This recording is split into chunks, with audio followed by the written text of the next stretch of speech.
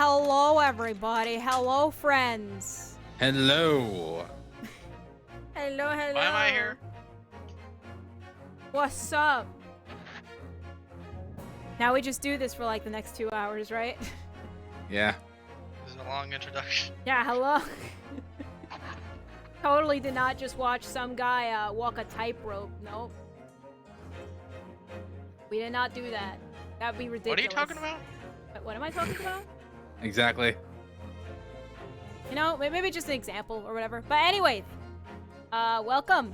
I apologize for making this today and not Genshin, but I have a feeling that no one cares. They prefer this anyway.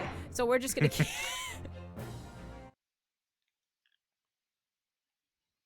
We begin tomorrow.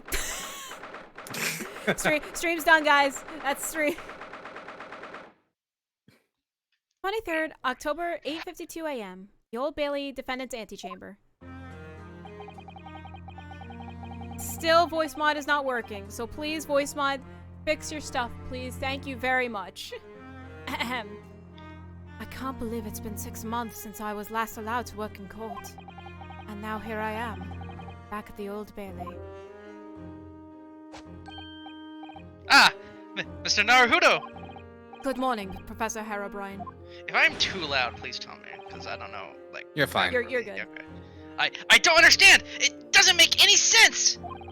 Plus, Solia can just adjust from her end. Yeah, no, The atmospheric pressure in here, it's off the charts! I've never felt anything like it! It's crushing me! Yeah. No, you're good. Please don't change anything on your end, cause Discord. Yeah, she can set it from her end. Yeah, no. I feel it every time I'm here. That gravity.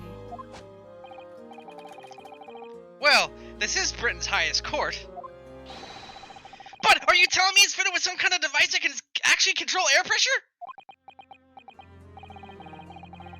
I think it's probably all in the mind. Crazy idea, I know. Ah, yes. Well, you won't let me down, will you, Mr. Naruhodo? I'm counting on you in today's trial to save my life! To save the secret of my super high voltage instantaneous kinesis machine from being made public! Ah! No, you're guilty. I mean, yes, I understand. I know what I have to do. I have to establish that the explosion 2 days ago was nothing more than an unfortunate accident. Well, I'm sure there's nothing to worry about, really. Justice will prevail! My commiserations, Mr. Naruhodo. You appear to have been lumbered with the most tiresome case here, I am assuming. Mr. Holmes! I didn't expect to see you here. Like, really? That was very mean for you, leaving me all alone at home with Holmesy. Iris, I had a case! It took me at least an hour to wake him.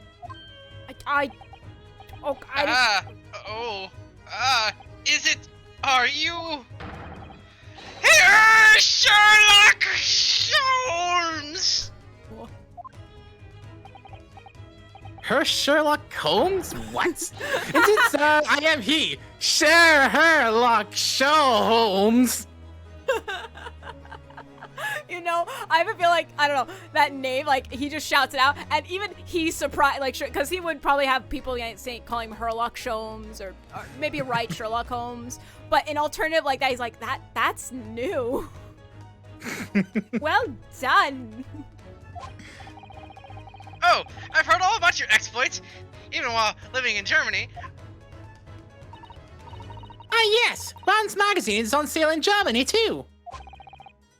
This month's installment was sublime. Your deduction in The Adventure of Silver Blaze was wonderful. So guys, you know how the one rule of streaming we have here is always have water on hand, right?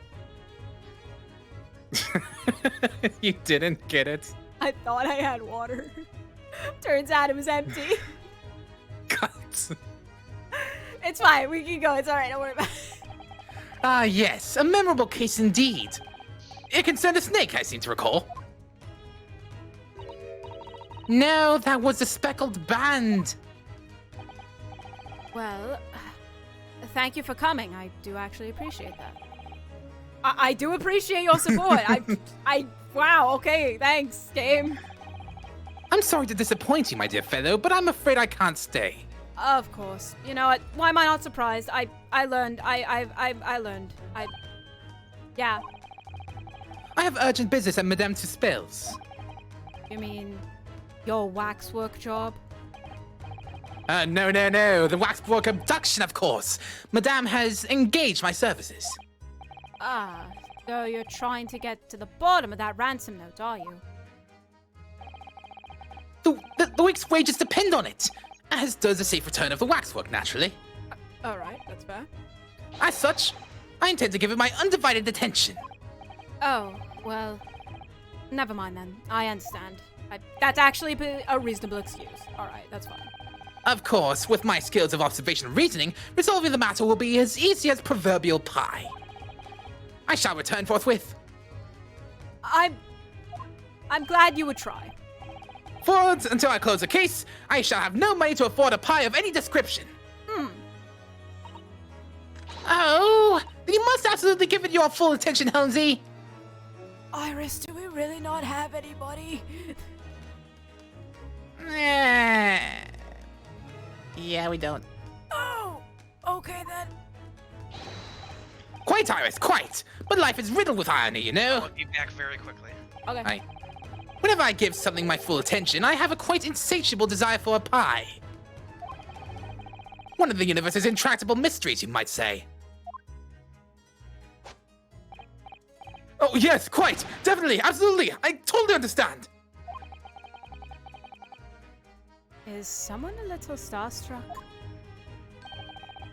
I wish you the very best of luck, Professor Hairbrain. Why, thank you. Before I depart, Mr. Naruhodo, a word in your ear, if I please. If you please. Oh, what? What's this about? Hello? As you have remarkably little grounding in science, I feel I ought to inform you. As compelling as this super high voltage instantaneous kinesis hypothesis may be, a practical implementation such as what's attempted by the professor at the Great Exhibition is quite impossible. But the professor said the demonstration was a success. I've returned. Yes, it would appear that he fervently believes it was. Well, I've read Professor Bunnybrain's paper about it too, Ryu, and I have to say, I'm sure it can't be done. It could barely be done theoretically, let alone practically. You're a girl! You have no mind to say anything! My hypothesis is 100% correct! So he's completely barking up the wrong tree? Okay, great. But how could an experiment that had no possibility of succeeding, in fact, succeed? That's contradictory. Even though I honestly know the answer to this, the game is telling me I'm stupid. And it's that contradiction that will be at the heart of the trial. I've no doubt. What's that supposed to mean?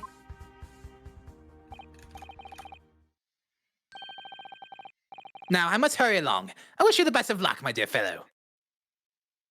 That silence you gave me wasn't very, reassuring. See you later, Holmesy! Okay. Good luck on the thing. Bye. Well, it looks like you're on your own today, Ryu. But chin up, you can do it. Wait, I actually won't have a co-counsel? Wait, what about you? I'm gonna be it, I think. Wait. Well, according to the game, I'm questioning you about that, Iris. So yeah, what about you? No, I'm afraid I can't help. I have something I need to do. Guess not. I see. What is it? It's gonna be a big surprise for you when you find out what it is. What? Oh, okay. That sounds ominous. Right. Counsel for the defense and the defendant. Court's about to be in session. Make your way to the courtroom at once. We're on our way. Right, I'm all by myself, and you know, I actually like that. Yo, let's go. An experiment that the laws of science say can't possibly succeed. And a scientist who's convinced that it did. That's the riddle you have to unlock here, this game. That's the key to solving this case. You know what? I added words. That's fine.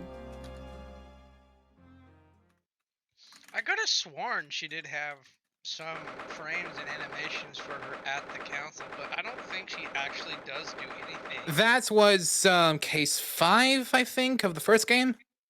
Was it now? Yeah, it was. Yeah, it was case 5. Well, Huh. I guess we'll find out. Maybe Ryunosuke does this solo for once. Maybe No. Iris is a liar. Yo, wait, no. Wait. The last time that there was no co-counsel was when Phoenix presented forged evidence.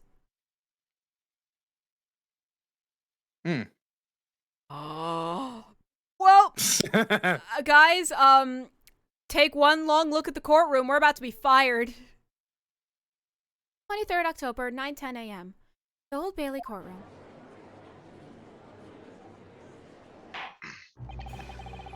In the name of Her Majesty the Queen, I hereby declare this court to be in session. We are sitting today for the public trial of Professor Albert Harebrain. Hey, idiots, are you ready to declare their willingness? Well, crap, I went off script. I now That call doesn't even upon make sense, my I lord. now- My lord. You be quiet or I'm going to penalize you. Anyways, counsel for the prosecution and defense, please declare your willingness to proceed. The prosecution is ready. The defense is... the defense is ready, my lord. I'm 6 months out of practice. 4. I'm without Susato-san today. Yes, let's go! Let's go! Ryunosuke does not remember how many times Hisato actually saved his rear end in court. You see, the game told me to. So, is it just my imagination, or does the air in here feel even more oppressive than usual? Oh boy. So, I must say, I recollect the victim of this case all too well, Mr. Odie Asman. Mr. Asman was well known as a financier, though that was merely a front for his diverse criminal activities. It was only a month ago that the man appeared in court prosecuted by you, Lord Van Zeeks. But the jury unanimously found him not guilty. Because every member of the jury had been bribed by the sound of it. These powerful London criminals are prepared to go to extreme lengths to keep their freedom. Shocking, But I 2 thought days like everyone ago, would. on the 21st of October, Mr. Osman met his end. The work of the Reaper, was it? I'm looking right at you, Van Zeeks. Objection, hearsay, my lord. If that is how your lordship would describe divine retribution. But the fact remains that Mr. Asman's death was a direct result of the actions of the accused, Professor Harebrain. Very well then, even though I know you're full of crap. Now, ladies and gentlemen of the jury, you have been selected at random to represent the will of the people. All right, my lord, we have not seen the jury yet, so is this really people of random? Are the 6 of you ready to fulfill your societal duty? Oh, wow. I'm more gratified to have been selected to carry out this important civic duty, my lord. To have a man's fate. Oh, no. To have a man's fate in the palm of one's hand. Oh gosh, oh golly! It sends shivers down my spine! Alright, you want me I'll- to take this guy? Yes. Science experiments, magic conjuring tricks, courtroom trials, all are nothing more than performances. Hello? A spurious scholar that defiles the reputation of science deserves to hang. You have to listen to what's said on both sides, the fence and, let's settle I want. That's it, isn't it?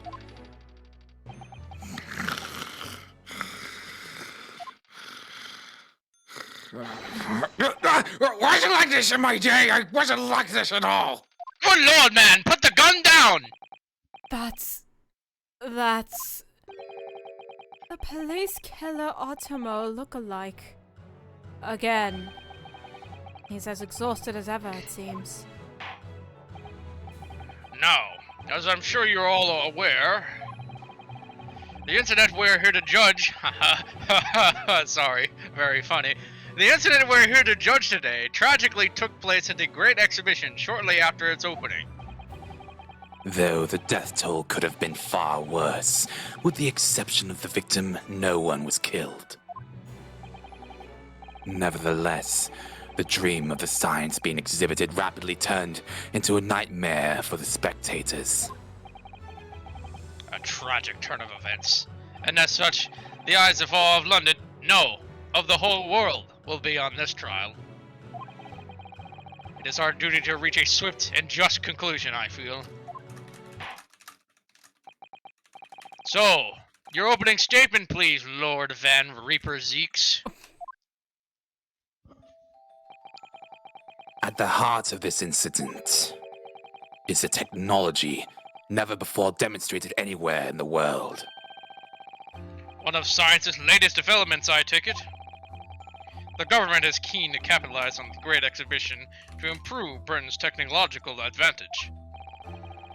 The technology being demonstrated by the accused was described as super high voltage instantaneous kinesis. Sounds lame. Good lord! It's designed to disassemble human subjects using extremely high voltage electricity and beam them instantly to another location where they are subsequently reassembled. Is such a thing even within the realms of possibility? With that attitude, no. Well, I don't believe it, that's for sure. Not with that attitude. Disassembling people with electricity? My goodness, how shocking! Ha! The whole idea is absurd! The hypothesis would never stand up to scrutiny! Sir, I believe you are the fellow of the Royal Society, are you not? An expert in your field? I am, and my word on the matter can be considered final. Instantaneous kinesis is poppycock. So this expert and Mr. Holmes are in agreement. It's impossible. All right. What is the prosecution's view on the matter? The prosecution would assert that the accused's instantaneous kinesis demonstration was a success. Oh, what? What? What? What? Order! Order! Yo, Van Zeeks actually believes me? The professor's hypothesis is currently under investigation by the British government. If it is deemed to have merit, a substantial research grant would have been made available. The accused had made use of the invention built on his new hypothesis to take Mr. Asman's life Wait, no. in order to be the sole benefactor of the grant. But, what? This disastrous demonstration was no accident. It was carefully designed from the outset to end the life of the victim. Okay, what? Thank you, Lord Van Zeeks. The prosecution's stance is clear. But you will now bring forth witnesses to substantiate your claims. Gladly, my lord.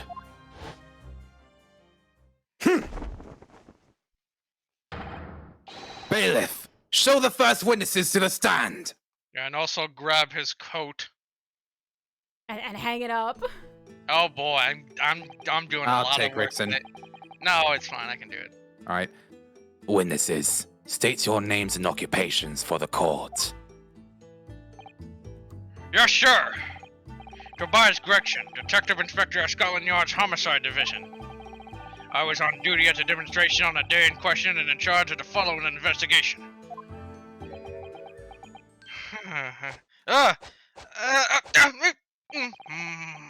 Albert Haverin, scientist! You were born in England but have been carrying out research in Germany in recent years, correct? Yes, that's right.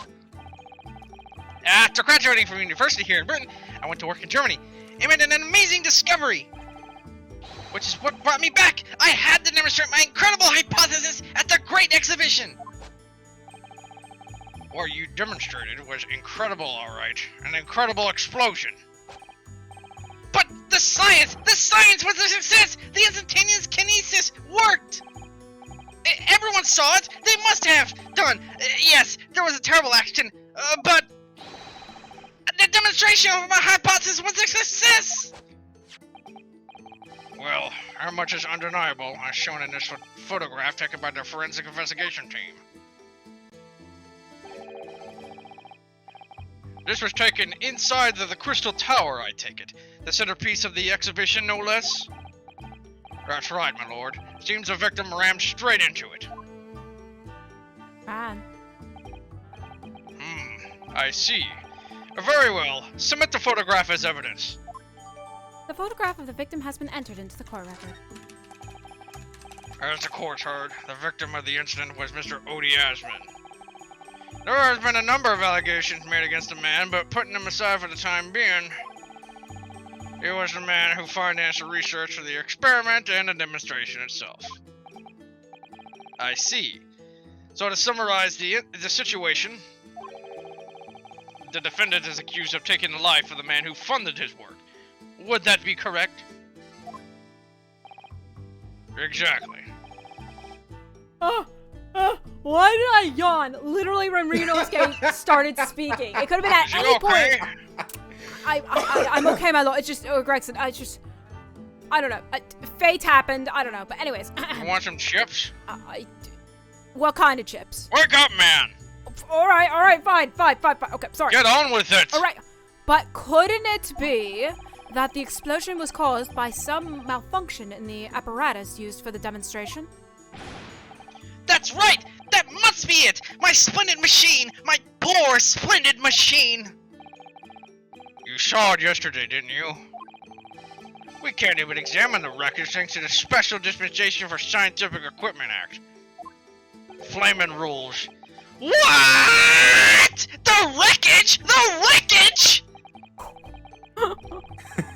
Or that being the case, how can the facts be established?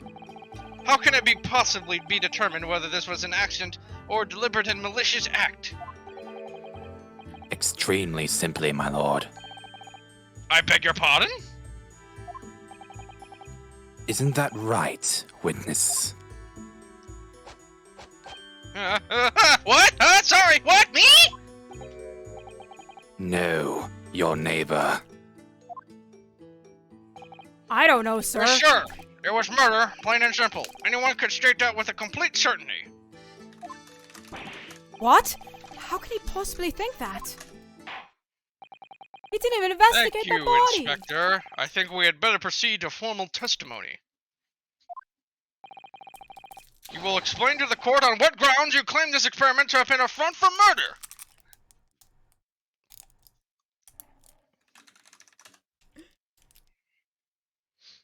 Huh? Ignore what I'm doing. I don't know if you're here. Just ignore what I'm doing. Chat.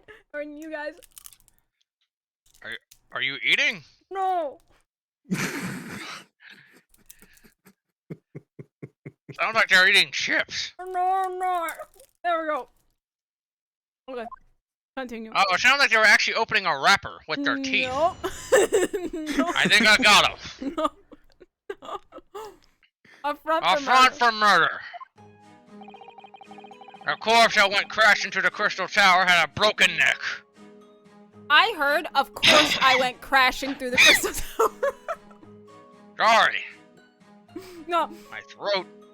No, Hold that's on funny. Here, I must cough. That's funny. I went crashing through the Crystal Tower and I broke a neck. That's why I got no neck, see? I never had a neck. I made a minor miscalculation in the angle of the beam project. That's all. That was my mistake. But the post-mortem examination revealed another injury, a fatal wound. There was a lesion in his chest where he'd clearly been stabbed by something sharp right in the heart. So the victim was killed before he went anywhere, and this fellow's the only one who could have done it. What? An extraordinary business. We had that one in the testimony. I want to press In addition to suffering a broken neck, the victim was stabbed in the heart. Information I would really like to have heard from someone other than the judge. The coroner says death would have been all but instant from a wound like that. You could say, in fact, that the victim was killed twice by the accused. No! No! And no! That couldn't be further from the truth! I have here the experiment plan document that was submitted to the security team. The victim stood himself inside something called the birdcage, ready to be beamed instantly. Boom. To the second level of the Crystal Tower, about 25 yards away. The experiment did not go according to plan, however.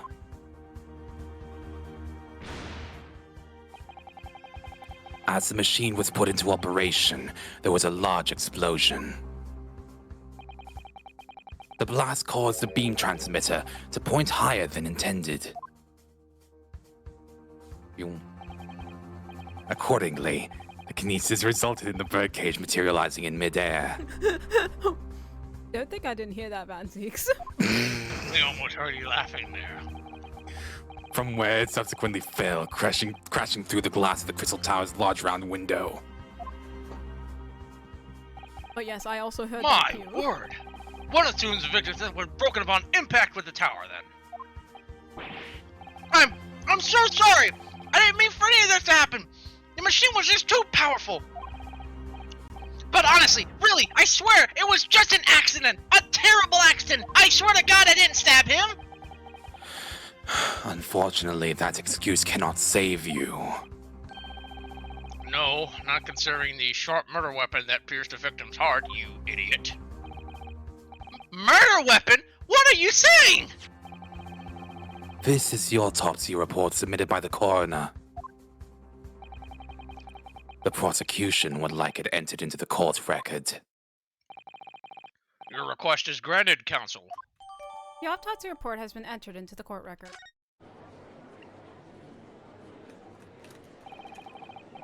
I was there in person, you know. I saw the whole ludicrous performance. And the only other person on the stage with Mr. Osmond was that disgraceful excuse for a scientist. Then really, by all accounts, it must have been him. Hard to think otherwise, really. Very well. Counsel for the defense, proceed with the cross-examination, please. Oh. Yes, my lord. I need to focus here. It's been a while.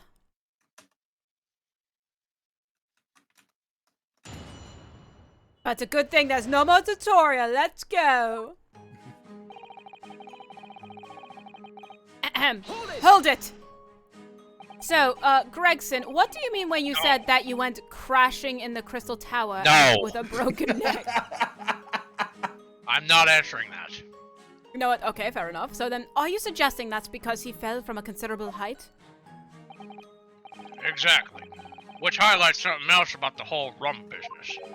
What's that? The fact that the instantaneous kinesis itself was a success. Ah. After the explosion, the cage with the fellow inside suddenly appeared out of nowhere in midair. So, although the experiment is a disaster, the so-called instantaneous kinesis did actually occur. Remind us, Professor, what was the cause of the fatal disaster? No! Hold it! I'm sorry, Professor Herobrine, you kind of have to say it, but... Let me ask him another question then. So the angular projection is critical, is it? And you calculated it yourself, personally? Absolutely! That calculation is far too complicated for anyone but me to carry out! Only, you got it wrong, didn't you, you idiot? Yes! That's right! I am an idiot! That's the point! The calculation is so complicated that even I, an idiot, can make a mistake! fall for that brazen confidence? I should try it. Okay. I took into account of the subject's height and weight, the wind direction, the ambient temperature. Objection! As an idiot, I say that this whole charge is hearsay as an idiot because that's what it all is, just because I'm an idiot and I Shut said up. so. Okay. I Glad you considered admitted every it. possible variable, so I just don't understand how this could have happened! Wait, Van Six, you think I'm an idiot? You needed me to tell you this. I'm hurt. I thought we had okay, fine. I'm sorry. I know you're having a panic attack, Hairbrain, but He's yeah. been calling you a Nipponese for like over 6 months now. You know, yes, that's fair, but like... No, he doesn't like you. Get over it. But... You know what? Fine. Obviously, He then... has a point, Defense. Well, my point is that, like, look, listen. I was concerned for his well-being, and I think he appreciated... And, you know what? Wait. Objection to the whole Nipponese thing. He actually was worried about another Nipponese, so Saseki Natsume. He doesn't like you, though. Why, then? What did I do? Because I keep winning the cases? That's just a sore loser. The defense is highly irrelevant. Please move on. Fine. I spit on my pop filter. But anyways, obviously then, you had to include the weight of the clothes Mr. Asman was wearing at the time, I suppose. Ah! I'm sorry, you were kind of waving around that whole time, that whole conversation. I'm sorry, Hairbrain. Crackling comments! The answer should have been 3! So much for safety first. The 3 must be for safety third.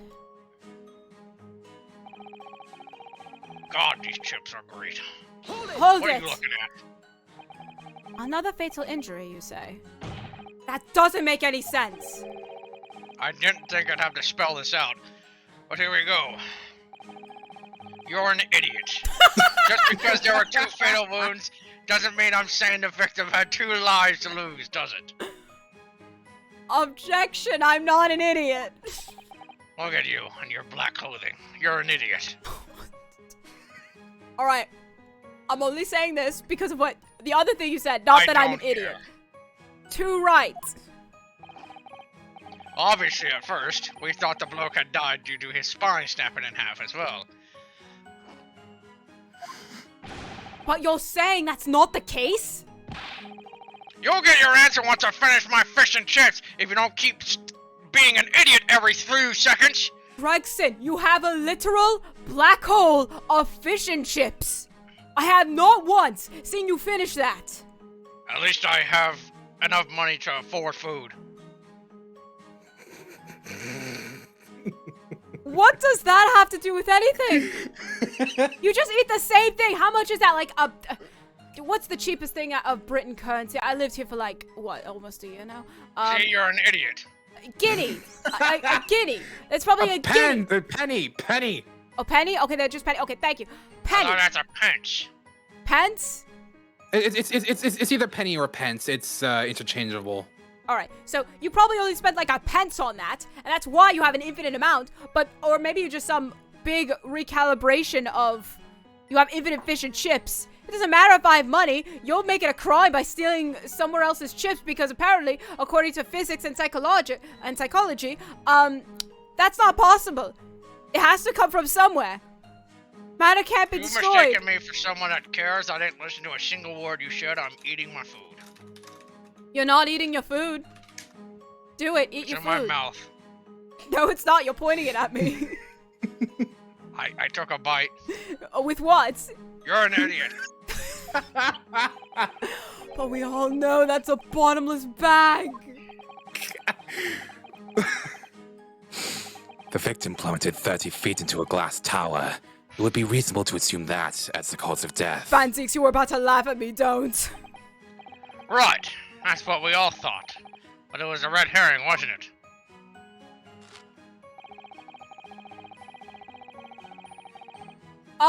Hold it.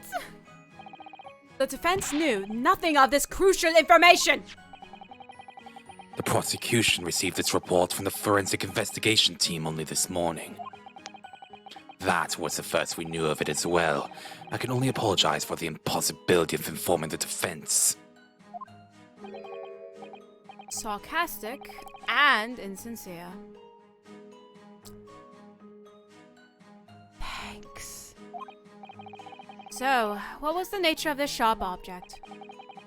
Among the accused's tools that were in use at the demonstration, one is of particular interest. This.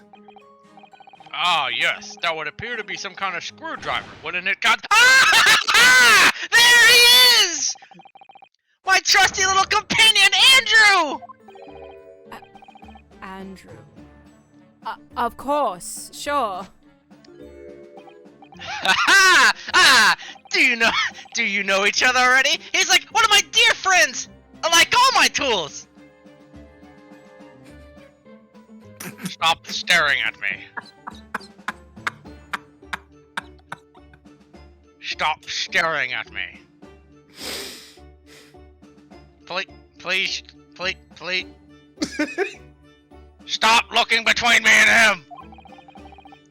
I've named it all, you know? We're one big happy family! Stop staring at me.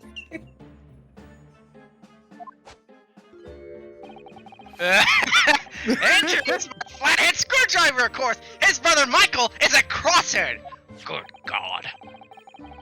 Well, it would appear that your beloved Andrew has a red stain on his shank. Ah, that isn't... It's blood, beyond all reasonable doubt. No! And that's not all. You're an idiot. Why do you keep calling me that? What did I do? Anyways, the long sharp shape of this Andrew fella is completely consistent with the victim's wound. Why are you still... Why are you looking at me? Look at him! He's talking!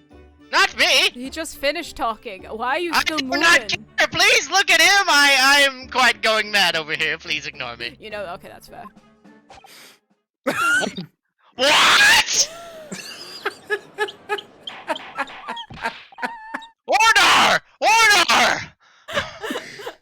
Okay, pause for a second.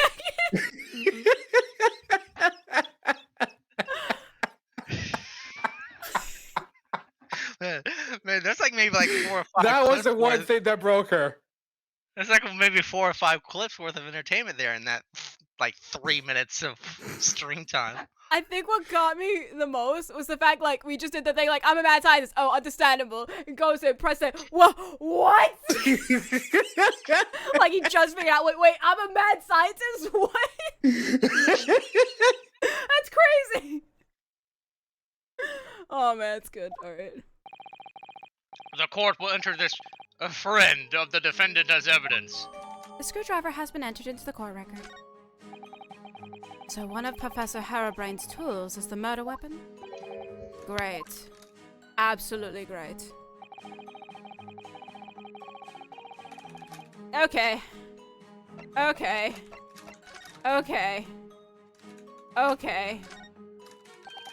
This is blood. Mr. Osmond's, no doubt. This is the problem with looking at murder weapons. Wow. The right side of the screen is empty. What? The right side of the screen is empty. Perfect, no one's here to bother me. And then, like, slowly Van Deeks comes up and slaps him. There, now I'm gonna stay here and just remember the chalice, boy. Yeah. I've seen this unusually shaped handle before. It's the same screwdriver that was lodged in the grill on the floor of the kinesis machine. Important information, so I should definitely make a note of it. You see Hairbrain pop up on the bottom right. Why are you touching Andrew? What did he do to you? Leave him alone! I'm investigating the evidence to Leave prove- him alone! Give him back! What do you mean? I am trying to prove that Leave! it's an accident, not a Never! murder. To do that, I need to investigate. What do you want from me, Professor? Release him! Let Why? him go! What? I'm not doing anything. They're Let the him ones- go! You shoved him in your pocket! Let him go! Oh my, fine. All right, it's on the desk. Is that better? It's on the desk. He is free. Okay, I'll leave him on the desk and I'll only point, I guess. Alright. Okay. Alright, great. That looks way too big to be a screwdriver, I gotta say. Alright. That's because it's a blood stain. Blood was pouring out of him. Yeah, fair. Objection. See, you're an idiot. No, I'm not. I misclicked. Alright. That's not important right now. This is not important right now. It's really just these three. Yeah, so that. So hold it. What grounds do you have for saying that? Ha! Do you really need to ask? Yeah, because he was at one place. You're an and idiot. The boy. Okay. I literally come back. I do not care. I come back. Notice how I still do not care.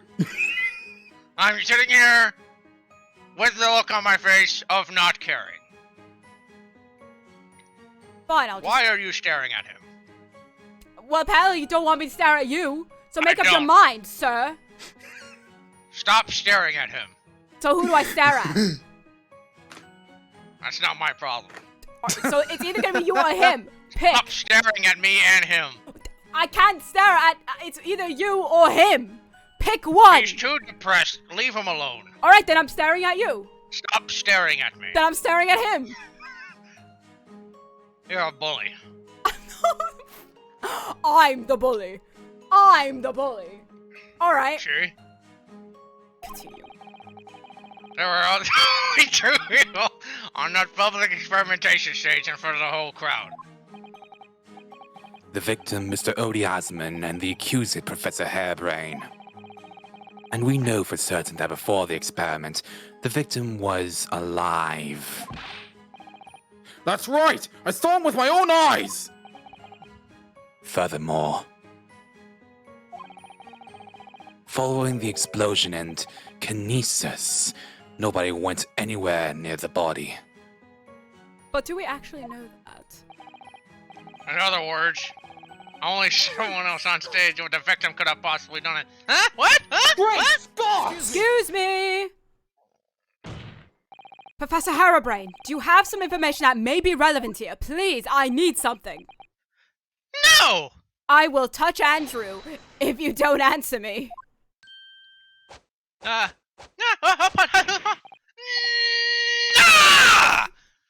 Sorry? I was just cackling the opium confusion. God, hold on. I need to do this to separate molecules in the human body. I thought you actually said copium.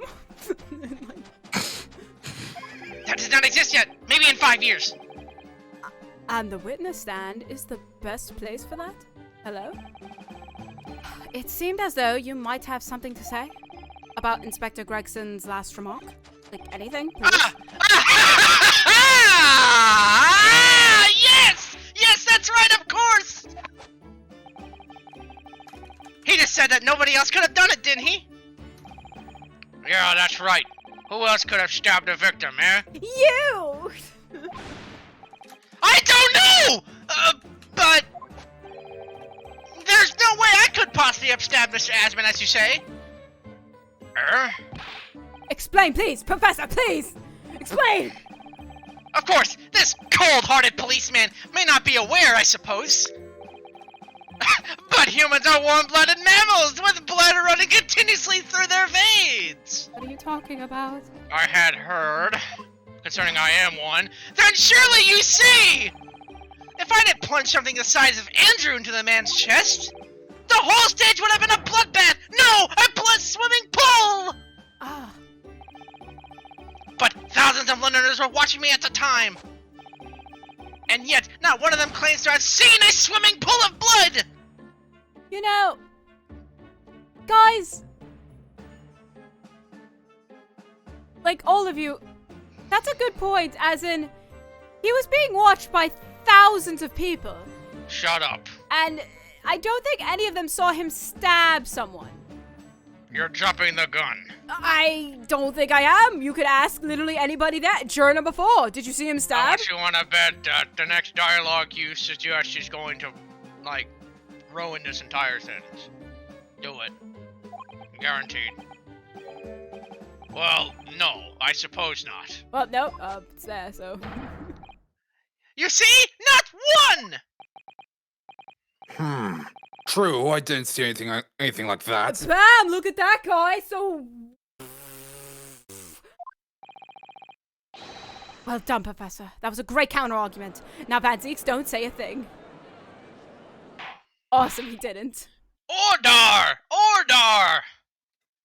Oh, no. I'm going to say a thing. No, Vanzeeks, please. Pray forgive the discourtesy if I save a drop from my hallowed chalice to accompany my old friend's adducing. No, please. Please don't break it. Please don't break it. Please don't. Here's to you, Albert. Oh, you're too kind, Barrick.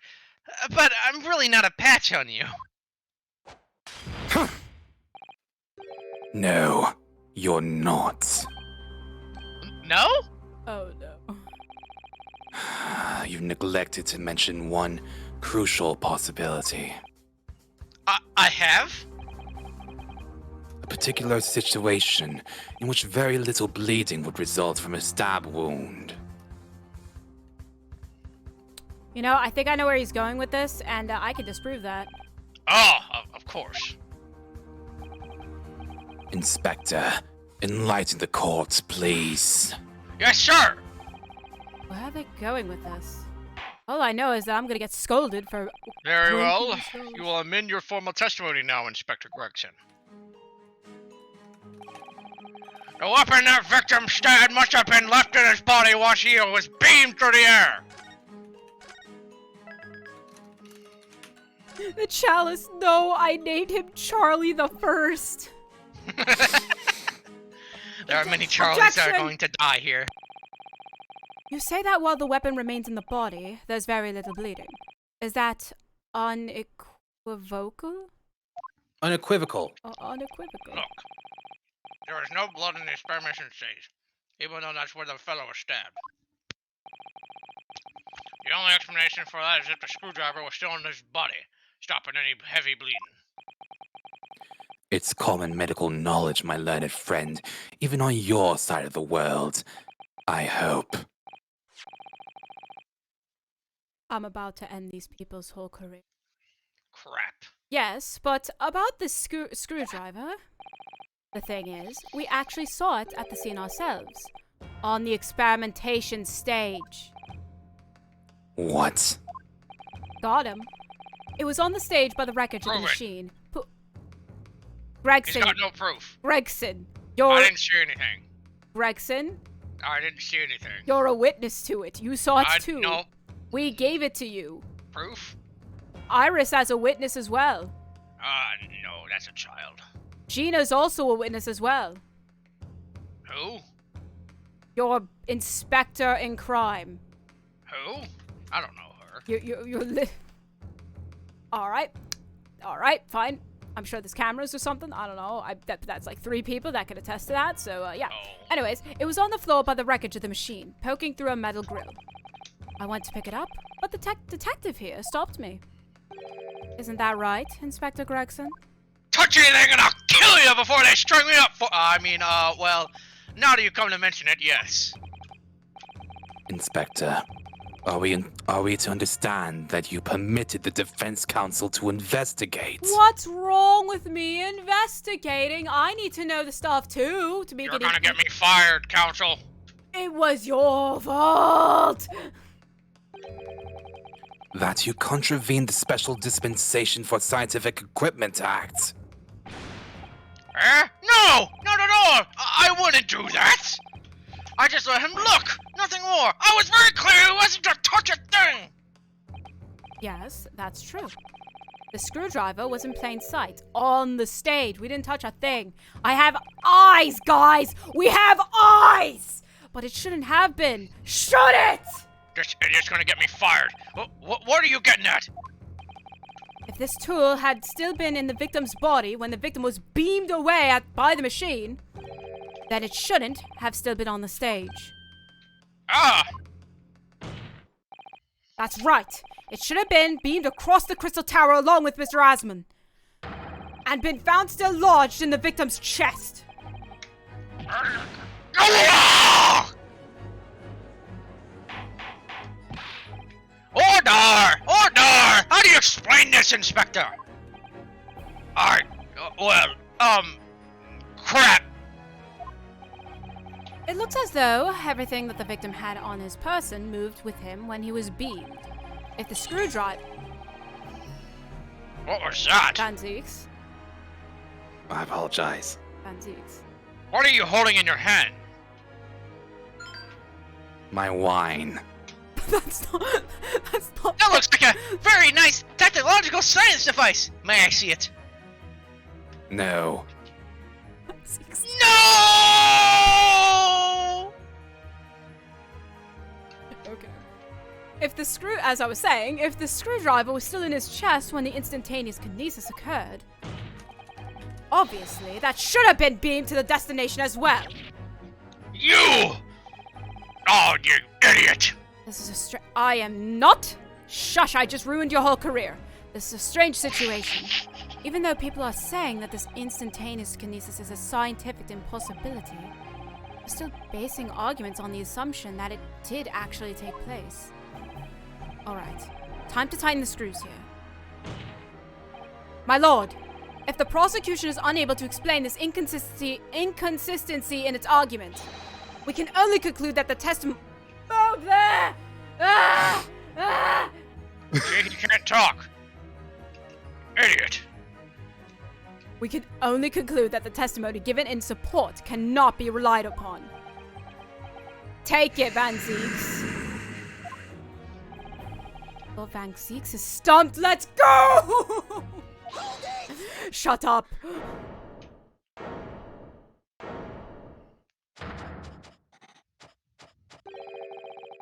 Do you have something to say, witness?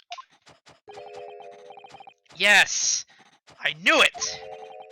It bears out. The equations hold. Mr. Naruhodo, don't worry! About what? Without delving into the details, there is no inconsistency. I'm going to screw you, sir! What? What are you doing? I tried to help you! What are you doing? Even if Andrew had been lodged in Mr. Asmund's chest, my trusty tool wouldn't have moved! Andrew remaining on the stage is consistent with my calculations! How? What? Wait, that still makes no sense. If the... It would seem your illusions have been shattered. Clearly we should hear the accuser's explanation. You only want to hear the accuser's explanation is because you have no idea. Love how we heard 2 puns in a span of 2 minutes. If you caught both of them, that'd be nice. Presents a screwdriver? Alright. Let's tighten these screws in. Now he smashed his bottle all over the gallery, and now he's talking about shattering, and I hate this man. Can we move on?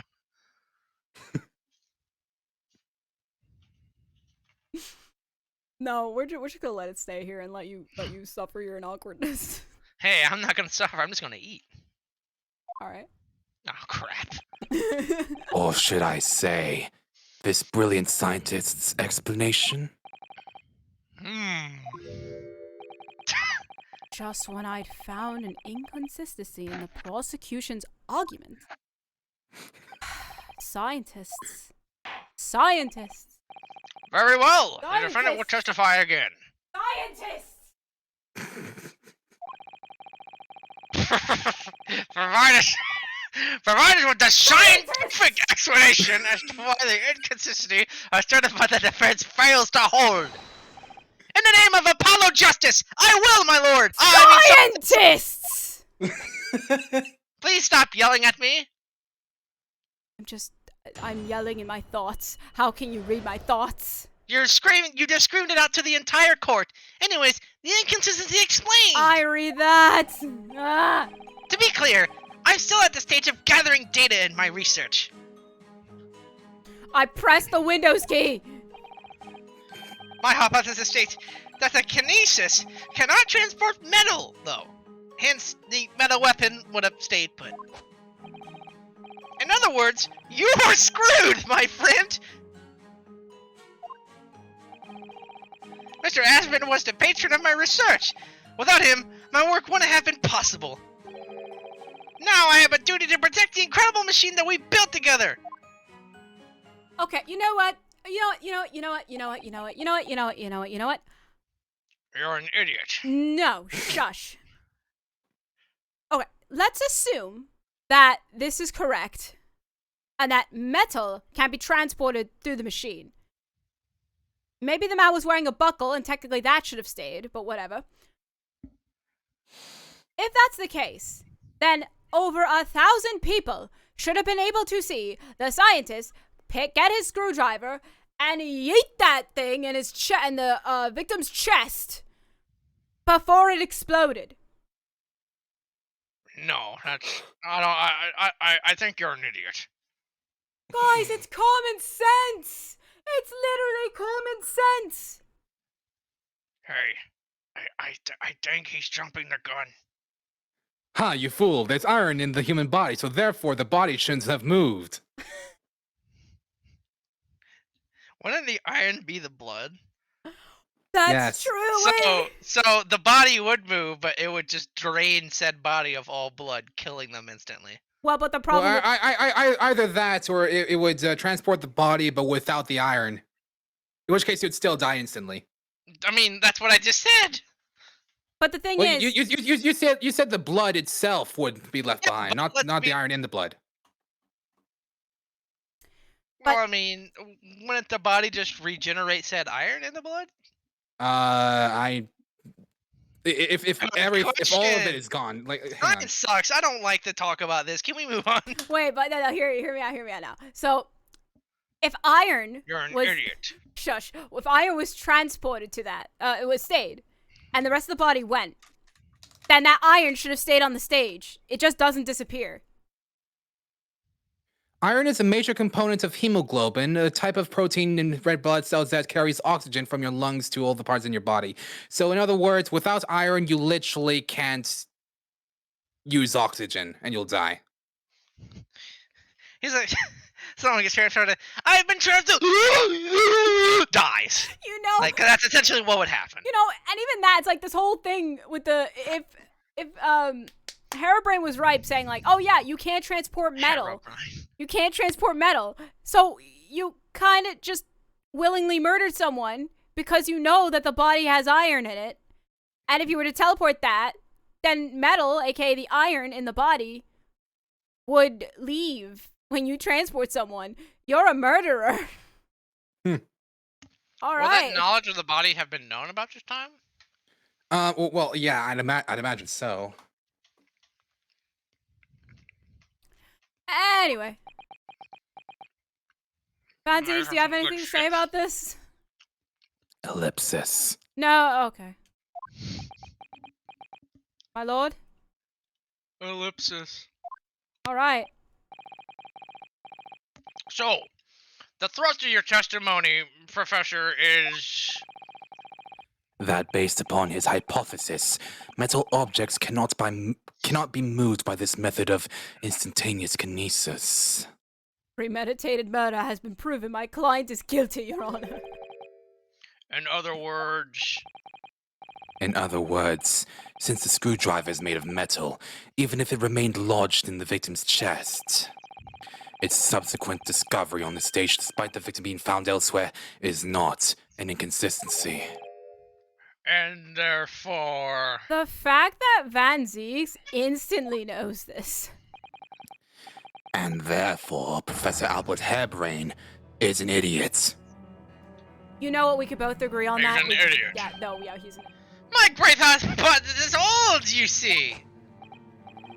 We had to make the cage used to contain the subject from wood for that very reason. I was not addressing you, witness, you idiot! Are we just all calling each other idiots at this point? Is that now the new Shut up, courtroom idiot. protocol? Is that the courtroom protocol now? This is my first time being here in 6 months, so I'm actually asking. You've missed a lot of things, evidently. I would assume so. I think I did miss a lot of things, especially now protocol. We're past the Great London of Idiot Court Act. Where anyone that is an idiot in court can be indeed called an idiot. But what if they're He not? indeed has a point there, counsel. But what if they're not an idiot? Only an idiot would think something like that. So everyone's an idiot? You're right, like you're an idiot. All right, you're an idiot too. Okay, Professor Hairbrain. Yes? Whose side are you on here? I don't take sides, Mr. Nahuro. No. My only interest lies upon upholding my hypothesis. I am a scientist, after all. All right, so what you're telling me is that you don't care if you get found guilty. You're an idiot, Mr. Naruto. What does that have to do with anything? See, even your own client thinks you're an idiot. Oh my.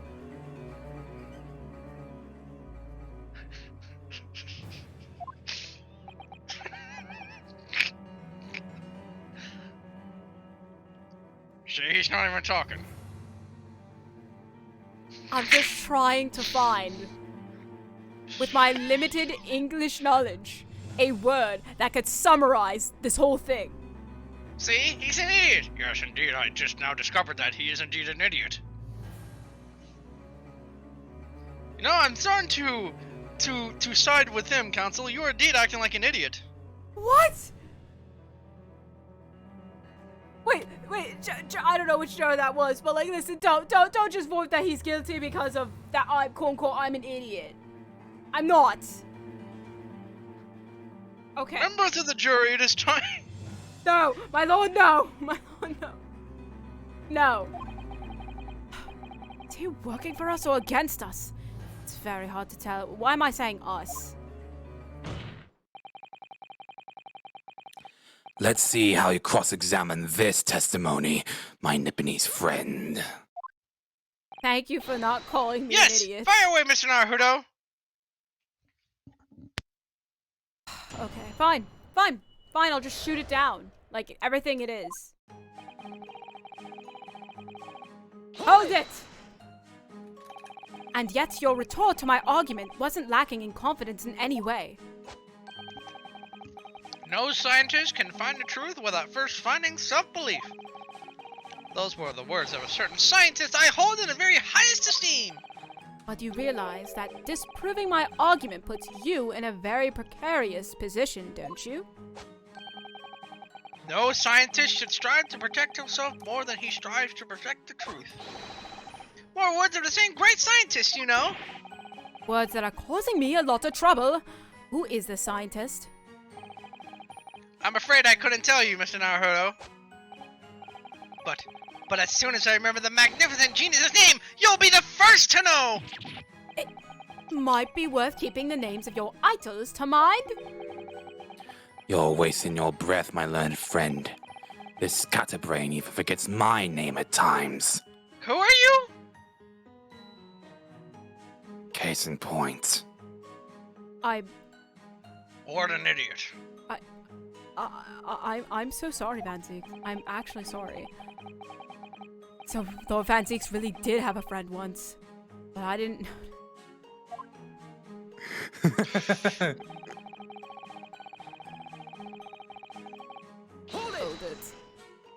Hold it. Your hypothesis states it, so this isn't proven then. No, of course not. It's merely a hypothesis, but a good one, based upon thousands of calculations. But it's widely known that metals can't be decomposed by Yes, of course, I do not care, so I am right. My hypothesis is clearly correct. What an idiot. Electrolysis. Who the hell is that? Who is talking?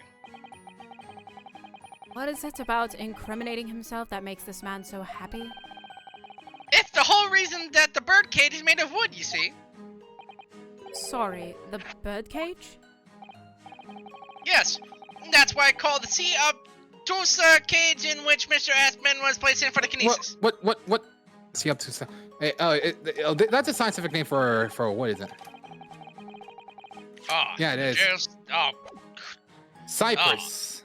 The jail cell in which the victim was detained. It does indeed seem to be made of timber of some sort. Hinoki cypress. Well, thank you. Not to refer to it as an instrument of incarceration, your lordship. You're fired. Incarceration. Incarceration. In short, Incineration. any weapon lodged in the victim when he was beamed away by instantaneous kinesis would have been left behind on the stage if it was made of metal, correct? Yes! That's it! Yes! It all fits perfectly with the mathematical model! But the ultimate conclusion, then, is that the defendant alone had the opportunity to inflict this fatal injury on the victim.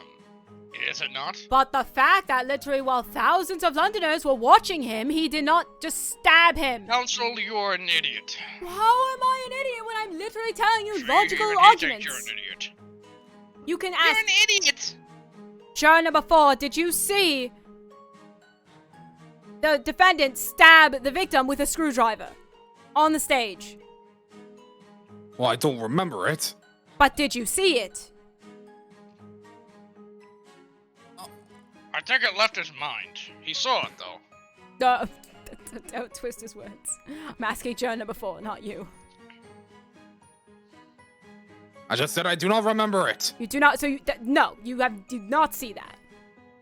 I do not remember it. Okay, great. So you were watching the stage and you did not see that. Great, okay. I do not remember seeing it. What do you or mean? not seeing it. You don't remember seeing, so you don't remember what happened that day? I do not remember. What? Wait, you don't remember? He's an idiot. He doesn't know. He doesn't understand that people forget things. Okay, I don't know about You're an I you. wasn't looking for any bruises on the face. Okay, guys, I don't know about you, but if I saw an explosion and a guy stabbing another man, I'm pretty sure I'd remember that. No, For a you're just while. an idiot. For a good long while, for years. Because the only explanation that I can see from that is the Will fact that counsel for this the happens defense stop like every other yelling at the Tuesday. witnesses and the jury. Please stop yelling at everyone. What do you mean? Stop. Continue with your cross-examination. Fine. Indeed, sir. Someone beam me out of this nightmare. Please. Everyone here is an idiot, not me.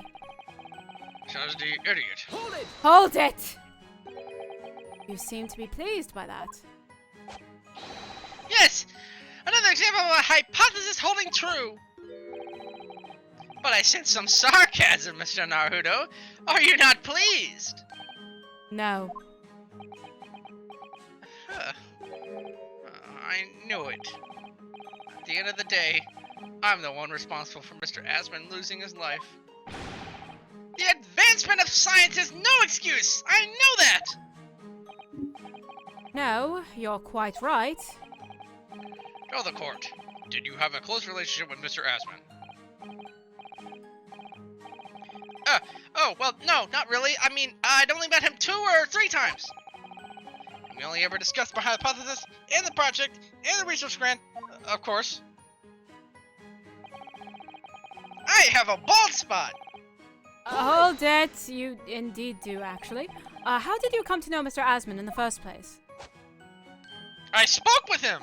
Oh, also, a year ago now, a small professional science journal published a little paper about my work. Very little. That's a scientific journal? Good gracious, I should need new spectacles! I might have had an extraordinary hypothesis and great promise, but at the time, I had no money. I had to eat tiny little meals at tiny little cafe and drink watered down water out of tiny little glass. Watered down water. But Mr. Asman read the paper and came to visit me at my tiny little laboratory. How could you water down water? Don't ask me, it's just the way it works! I With think distilled water? That's still... I don't get it either. Stop looking at me, okay? I'm just... Van Zeeks and I are both questioning you at this point now. Look Watered at my down book. water? Do you like my book? It is a very small book, but All we're right, not. let's move on then. No, we're not moving on. Watered down water. Stop harassing your client. He started it. Indeed, stop harassing your client, Defense. My lord, he started it by making Please this whole stop harassing testimony. me. Ah! And offered you money to help fund your work. Exactly. That's exactly what happened. I handled the theoretical side of things, and Mr. Aspen provided me with an engineer for the practical. And the three of us produced a fantastic machine together! The machine that you brought to the Great Exhibition to demonstrate. We had to apply to the government for some sort of inspection to be allowed the exhibit, I think. I didn't understand all sides of things, Mr. Aspen took care of all that, though. He was a wonderful man. Too bad he's dead! Alright, we're just not gonna read that.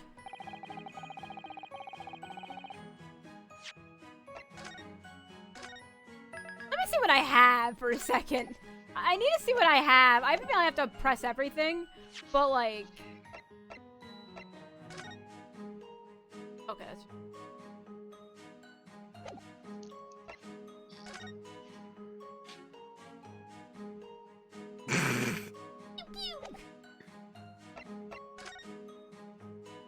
No, I never looked at this. I can't find anything out of place, okay.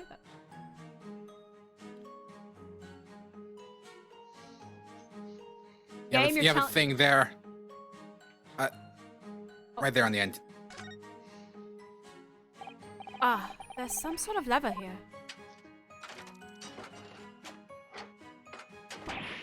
What the? What is this? It looks like a cross between a bow and a gun. I think it's probably used for the same thing too. Crossbow. Oh, snap. So here's the murder weapon. It looks like you wind this around in order to draw the bowstring back and create tension. Must be able to fire arrows with a huge amount of force using this device then. In fact, I would imagine it's far more accurate and powerful than a Japanese longbow. Ugh, I really had no idea what I was picking up when I spotted this at the exhibition grounds. And there's this. Sure, it's like layers of thick canvas with a thick rubber lining of sorts. I've never seen anything like it before, but applying Mr. Holmes' method, I deduce it was part of a raincoat worn by someone who really didn't want to get wet. And the charring must have occurred when the person was struck by lightning. I have to stop hanging out with that man.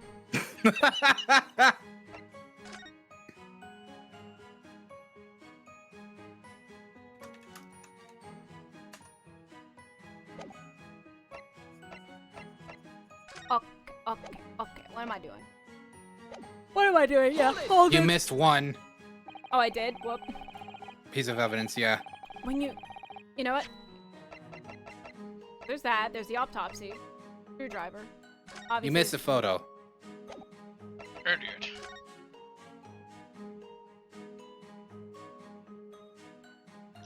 My lord, he's got a big eye. You got a big eye. Look at the big eye. Mike Wazowski? Mike Wazowski. Is that you? Guys, look, it's Mike Wazowski. Man, the myth, the legend, Mike Wazowski. Let's go. I'm watching you, Wazowski. Always watching. Thank you, Bun. I actually saw it, yeah. Thank you. When you said that you built the machine together, does that mean you were involved in its construction? No! Well, actually, yes, but not exactly. I'm not good with practical side of machines, so the physical construction was done by an engineer. I am Professor Sweaty. Little remains of your creation now, though. Following the explosion, repair will no doubt be impossible. Yes, I realize that. By the way, sorry if you hear the fan, I'm dying. But still, No, you're fine. if someone were to gather all the broken parts, they could discover the secret of my hypothesis. But Mr. Asman and I toured over that machine for so long, we put our hearts and souls into it. I'd rather kill before let someone grab it. I mean, I had to protect our work. Are you trying to help your case or make it worse? So what's left in the machine must be kept safe. That's only fair, because what happened was only an accident. That's the extent of the testimony, then. You're an Thank idiot. goodness for that. I don't want him doing any more damage. He's already actually proven that he could have been the culprit. So, people were watching and no one saw that, and apparently no one wants to remember and wants to comment in it. But whatever. It seems as though all he really cares about is defending his hypothesis. Still, I wonder, what if his hypothesis is just fundamentally flawed, like everything he says? Metal, couldn't transport metal. Okay.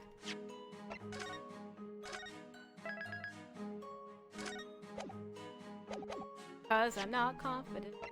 Objection! Professor Harebrain, say that according to your hypothesis, nothing made of metal can be beamed by instantaneous kinesis using the machine you made. Is that right? Yes, that's right. Spot on. Exactly correct. No. Alright. No, I'm not. Please do not look at me. Okay, and that, what are you eating? Curious. That's none of your business. Okay, fine. I'm eating my tiny book. Eating your tiny book, alright. I'm hungry. Oh. They didn't feed me all night. Oh, I'm sorry. I'm sorry, man. Alright, you can eat your tiny book. Anyways, in that case, I'd ask you to have a look at this photograph that was taken at the scene. In particular, I'd like you to pay attention to the victim's face. You can clearly see that Mr. Asman is wearing a pair of spectacles with a metal rim. What? Metal? No! Metal can't. That's not. Metal? No! We've already established that the proposed murder weapon, the screwdriver, was found on the stage. However, if your hypothesis correctly predicted that outcome, it should have also predicted that the metal rimmed spectacles would be found in the same place. Ah! My hypothesis! My hypothesis! Professor Harebrain, this isn't easy for me to say, but your hypothesis is clearly flawed. Ah!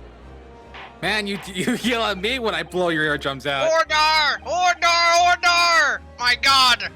Counsel, what is the implication of this? See, I told him my microphone is loud, so you're gonna have to deal with it. So I already did it, so it's like, it's enough. Granted, it's still loud, but you're not distorting now, so it's okay. At least on my end. Anyways, if on the day in question, the alleged instantaneous kinesis never actually took place, then it's entirely possible that the victim was killed somewhere other than on the stage. And in that case, someone other than the defendant could have been the culprit. But my hypothesis! My hypothesis is sound! I proved it that day! The experiment was a success! The experiment was proof of all my work! Objection! If I could say something here in my capacity as a fellow of the Royal Society. Yes, juror number 4. What do you want? As a man of science, there's one thing I simply cannot abide. And that's a fraud who pretends to be a fellow man of science. What? Wait! Great Scott! Are you suggesting my science is suspect? It's just been disproved, hasn't it? In front of all of us. In other words, the whole demonstration was a complete nonsense from start to finish. Believe me, my fellow jurors, when I tell you that this man is a heel, a bounder, and a fraud. Well, he's not a murderer. He's not a murderer. I say the wreckage of that machine should be stripped down and thoroughly examined.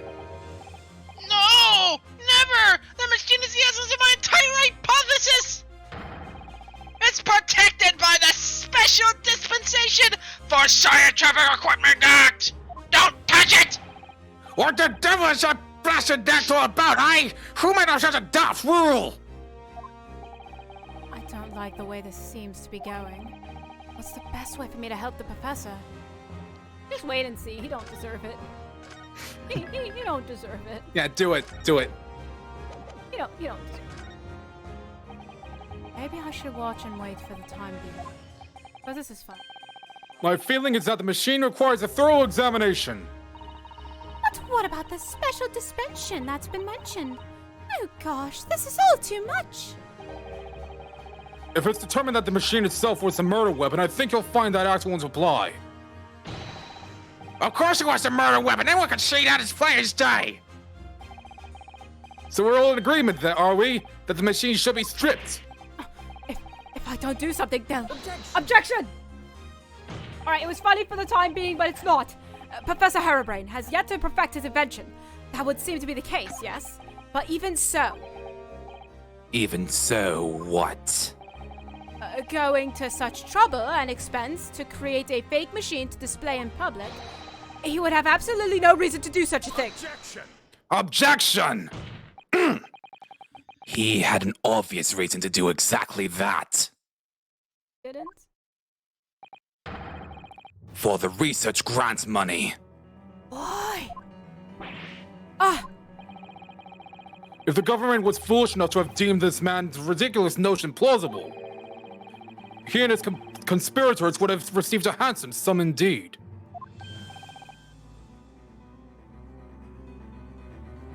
Oh, sorry, I'm too busy eating. Conspirators? What? What would be the value of such a grant? 10 pounds? You're an order of magnitude out, madam. 500 pounds a year. Oh, you couldn't live handsome on that much for years. The Society has noticed an increase in bogus public demonstrations in the field of science recently. And plenty of scientists arguing with each other to get the largest slice of the funding cake. People's greed is plenty motive enough for murder, I assure you.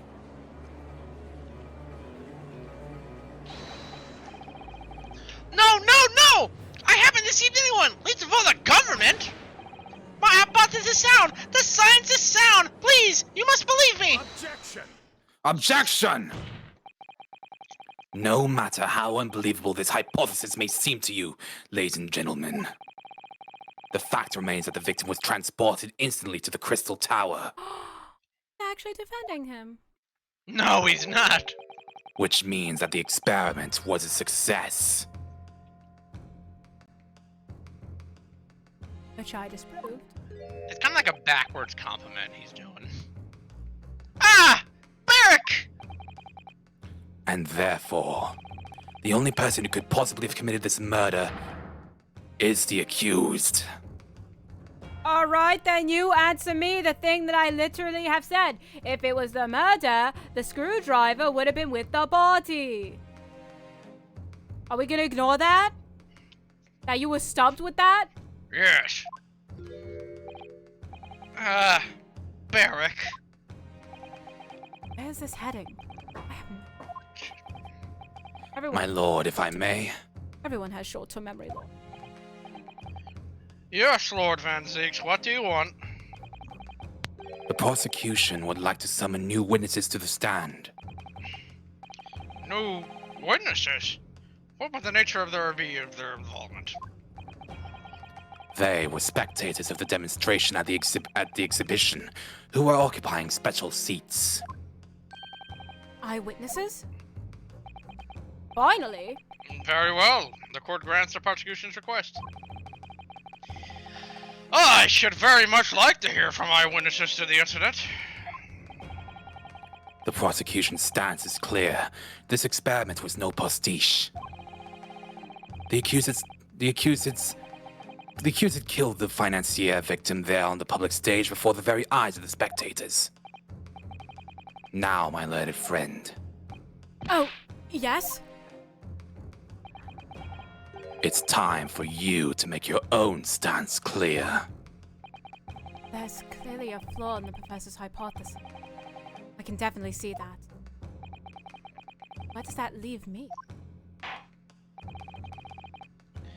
We shall take a short recess now, during which time the prosecution will prepare its new witnesses to take the stand. As you wish, my lord. Good. In that case, court is adjourned for 20 minutes. Get out of here. All right, fine. Yo, to be TV continues. yo, perfect time for me to go get water. All right. So yeah, I'm gonna get water Do, do, do, do, do, after I do, save. do, do, do. Awesome. Okay. I'm exhausted. I did not think I'd be taking on what 4 roles? There's a Judge, Gregson, Hairbrain. There's Yeah. like 3 more coming up. Christ. Well, you decided amongst yous of what you're gonna say. I'm gonna. Alright, Solia, I'm deciding that I want to get paid. I want an hourly wage. No. Ow! Wow. God. Jesus. Anyway, I know I'm already taking one of them by default. The other 2, actually, they could be shared between you and Solia.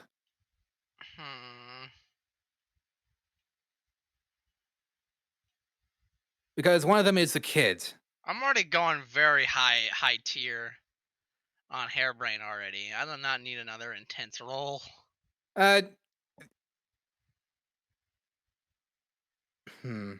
Okay, I'll take I'll take 2 of them, and Solia can probably take the last one. Trying to be as vague as possible here because we are live. Yeah, we got some dumb people in chat. Yeah, I'm calling you all out, losers. I'm just doing this because Solia isn't here to see me abuse her chat, so. Yeah, cry. Cry about it, bun. Oh, God.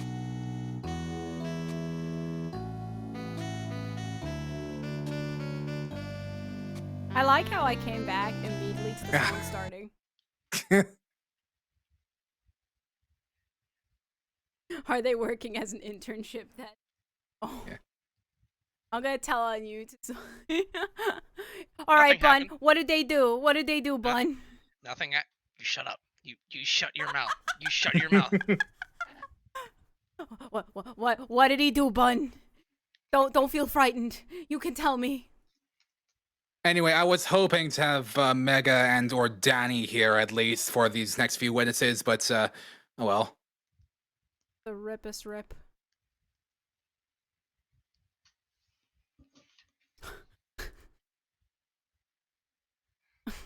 All right, I'm just checking something. The little book. He's so happy about his little book too. Like, all right, kids, you want to read my book? Anyway, don't forget to save. Oh, I did, but I'll save again. Oh, I mean, It should be part 2. Oh no. Oh, it's still part 1. Okay. Okay, then. You guys ready? Yes. What'd Jay? If I don't respond, will she not ever play? Man, I guess Wudgy's not here. Rip, I guess we can't continue. I guess in fact we have to just cancel the entirety of Ace Attorney Chronicles. Excellent. That's such a shame. I guess it would be a shame if like Udgy was just not in the middle of my head. So I guess we could continue. 23rd October, 10:44 a.m. The Old Bailey, defendant's anti. Alright guys, I'm back. Are we starting? Yes. Mr. Naruhodo! What on earth were you playing at just now? Or rather, you're an idiot! What on earth were you playing at all along? My hypothesis! My amazing hypothesis! You've been picking holes in it from the start! Sorry about that. But you promised me! You said you'd prove the dreaded explosion was an accident, not murder! You said you'd keep my precious invention from falling into anyone else's hands! But All you've done so far is try and screw me! Yes, I did make you a promise, you're right. I said that I believe in you and fight for your freedom to the very end. But I also told you I was no scientist. I don't understand your hypothesis. The fact is, there's an undeniable flaw in your logic, isn't there? But if I just run through some equations, yes! You see, it's because my work is incomplete! Perhaps it is. Nevertheless, a man died as a consequence, didn't he? No! Oh no! I need to take a drink. God. Throat. You're right. You're so right. It's all my fault. And I have no right to blame you for my failures. I'm a disaster. Not just as a scientist, but as a human being! Well, that might be a little over the top. No, it's not. And while we're on the subject, what about Barrick? He's being awful. Claiming his old university friend to be a murderer. He's a disaster! Not just as a prosecutor, but as a human being! Oh, but no, wait! He's the Reaper, isn't he? Perhaps he's not classified as Homo sapiens anymore? Glad that's cleared up, I guess, even though, honestly, he's not a monster, he's just doing his job. Can I double check something with you? Yes, what? The machine and demonstration you prepared. They were based entirely on your hypothesis, I presume. There was no trickery involved. I drew the plans of the machine with my very own hands. Okay, look, don't look at me with my mouth. I'm just asking a valid question. Every line was painstakingly drawn with the firm belief that science is the only future. So yes, it's true that my hypothesis hasn't reached maturity yet, but please, Mr. Naruto, you must believe in it. Alright. You're gonna get guilty. Oh, it's alright, Professor, I understand. Counsel, defend it! Prosecution's witnesses are ready to take the stand. Court is about to be in session again. Make your way to the courtroom, please! Well, let's go. It all hinges on that demonstration. If the professor's hypothesis is sound as he claims, it leaves him as the only person who could possibly have killed the victim. But on the other hand, Mr. Holmes was adamant. Doesn't whisper into my ear like that. As a practical implementation, such as was attempted by the professor at the Great Exhibition, is quite impossible. So really, should I be trying to prove here?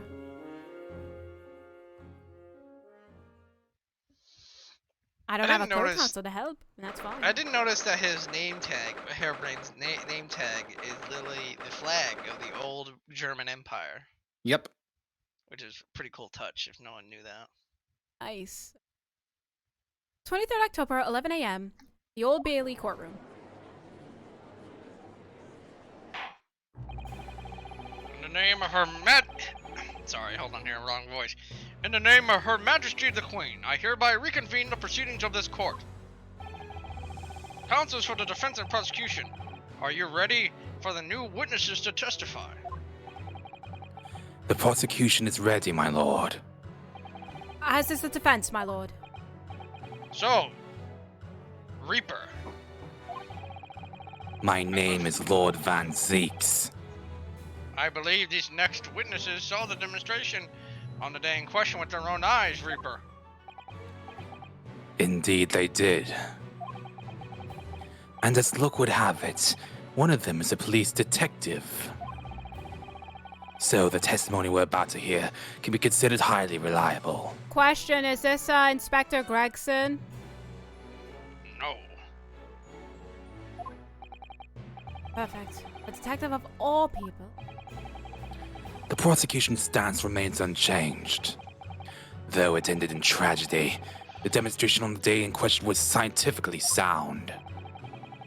And consequently, the sole person with the opportunity to have committed this act of murder is the only other individual to have been present on the stage at the time, the accused. Thank you, counsel. The prosecution's position is clear. So, bring forth your witnesses now. Go it. Bailiff, show the witnesses in. The witnesses whose proximity to the incident on the day in question will clarify the truth unequivocally. Oh boy, how many? So, I've decided to, not doing witnesses because I did that entire thing and I'm kind of tired, so I'm just gonna stick with the judge for this section. Well, Right. that other Alright. juror, so... Witnesses, state your names and occupations for the court to hear. Here, I'll take Gina from you, Yue, and then you can do the other two. Unless the middle one's a child. Is the middle one a The middle child? one's a child, yes. Okay, I can take the child then. Okay, so Balthazar Loon, he's Spanish. The kid in the middle, he's Czech or German, as I have pointed out when we started this game. I wish, I wish that Mega and Danny were still here for this. Anyway, I'm gonna cut out any sort of accent for Loon here. My name is Balthazar Loon. I am the impresario of all the hot air balloons in the vicinity of the experimental stage. Oh. Yep. It's hard like German accent. All right, my German blood, let's do it. Your Look at name that is. Oh my god. Actually, I can take him if you want. Hell, you can take Balthazar. Honestly, that's a fair trade. That's a fair trade, honestly. Fair trade. Let me see if I can just cause. My name is Wilhelm Gottsreich Sigismund von Ormstein. Yeah, okay, yeah, you got it. I have come to see the great exhibition all the way from my home in Bohemia.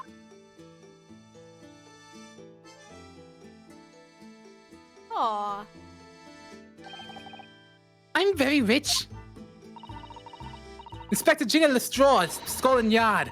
I'm a great detective. Even Sherlock Holmes agrees. I was on security duty at the exhibition, and I got to go up in one of them balloons. It was amazing. Gina. Again. But she did mention that she'd seen the disaster from up on the balloon, actually, didn't she? And she clearly loved every minute of it. Wait. Is she sadistic? There were 3 balloons flying near the public experimentation stage when the incident occurred. 2 of these witnesses were in one such balloon at the time and saw events unfold from the skies above. So wait, what do you mean by is she sadistic?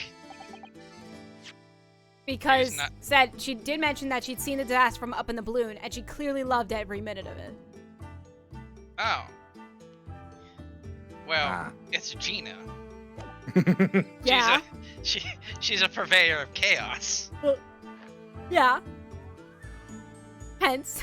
People getting killed? I will just merely pickpocket the surrounding witnesses. I'll just pickpocket it, all them, and on the victim itself. No one will notice. All right, you said you were gonna take Gina. I forgot. I mean, am I still taking Lou? Do you want to take Lou? Okay. You take Gina. I'll take Loon and Gots. Got it, alright. Because I really need I feel like it's gonna be very annoying to try and separate my voices between Gots and Gina. Yeah, I heard it. You make it sound like they were in the clouds. It was only an altitude of circa 60 feet, very low. Well, you can't see nothing if you can't fly too high, can you? That was Texas. I'm Texas. That's Gina what you is that's what you did in the April Fool's stream anyway. I don't care. We don't care. Gina is actually Texas. That's basically what Cockney is in the UK. 60 feet. About 18 meters then. Thank you for your introductions. Now you will give your formal testimony to the court. Kindly describe the exact everything you saw, especially those of you who had the vantage point above the sky. I will not take any crap from any witnesses today. No. No, okay.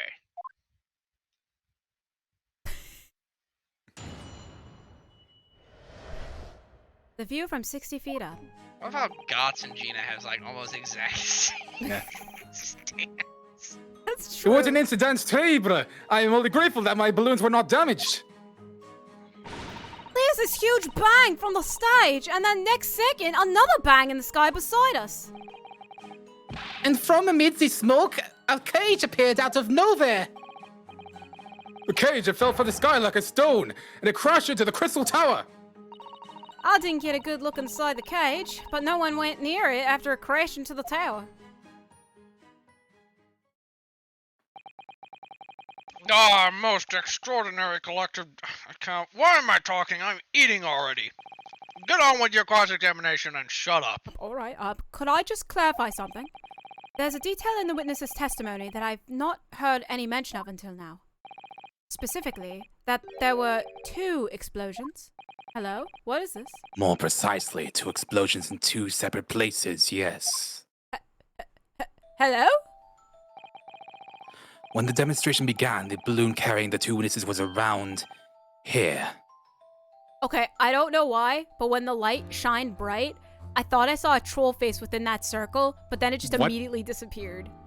What? I straight up cannot explain it. I just hallucinated a troll face within that red circle. There were other balloons in the air nearby at the time carrying other passengers as well, to be clear. Then, as power was supplied to the machine for the demonstration, the first explosion occurred. The so-called birdcage that contained the victim disappeared from the stage, and a moment later... Phew. The second explosion occurred directly adjacent to the balloon carrying the witnesses. Just Mantiques. Pum.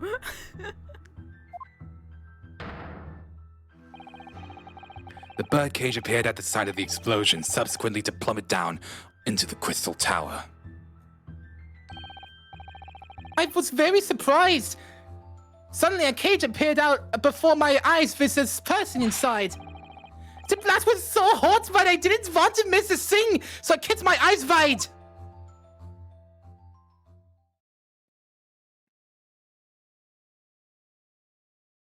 I like how a 4th balloon literally just manifested into his hand.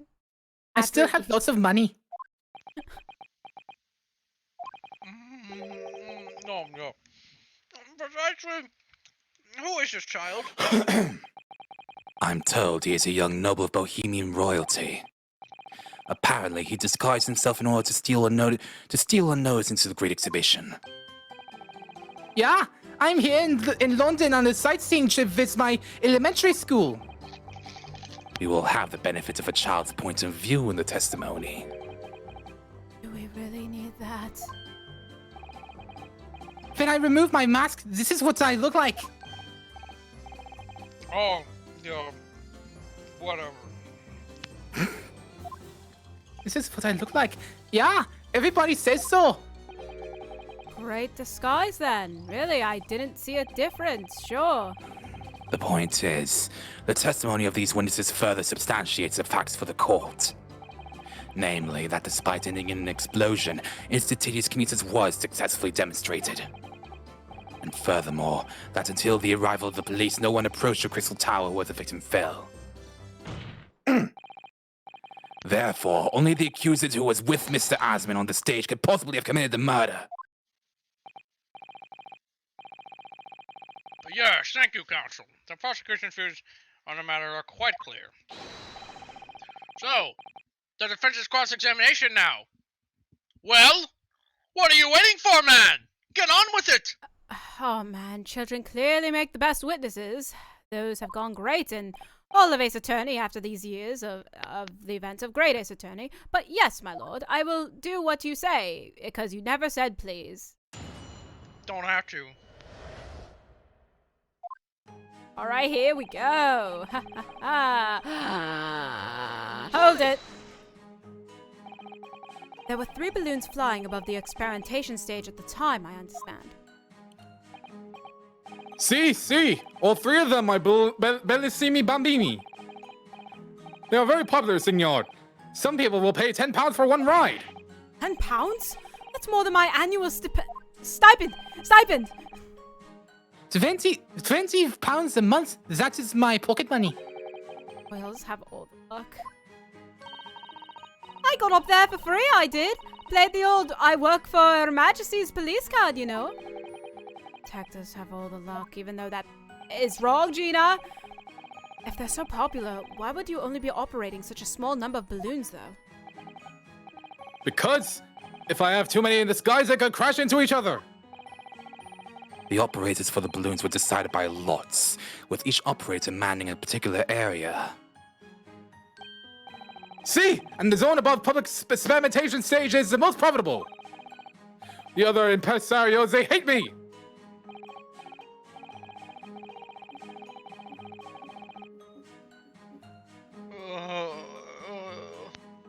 My lord?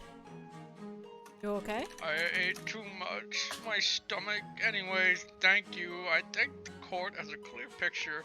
The arrangement for balloon rides is the exhibition. Bailiff, can you fetch me a doctor? Oh, also that, yeah. Can we hear more about what you actually witnessed? Bailiff, get me that doctor! Right, I can feel you in there, my lord.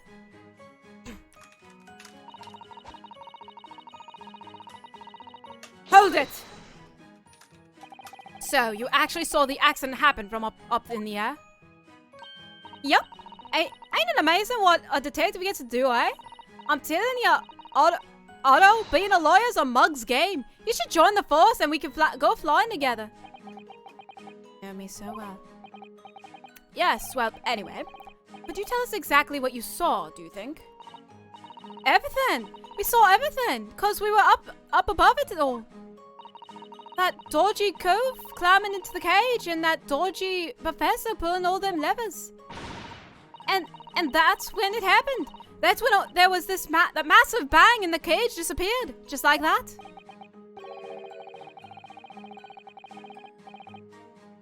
Bailiff, where's that doctor? Oh, wait. You're describing a moment of the subject's body once composed by electricity, I believe. I didn't know what to make of it. But then there was another bang right in my ear. I looked around and there was a huge, great fireball right next to us in the sky. That's Peter. And there was nothing there before, excuse me. Master Gotts, does your memory of the day differ? My teacher at elementary school said that's when you meet someone for the first time, you should always use their full name. Yes, what was it again? Wilhelm Gottschalk Sigismund von Ornstein. Okay. Just the 4 names then? The point is, do you have something to say? Something to add in response to Detective Gina Lestrande's last remark, perhaps? Oi! Oi! Get it right, Otto! It's Inspector Lestrade! Why are you... What? What? Scottish all of a sudden. I don't know.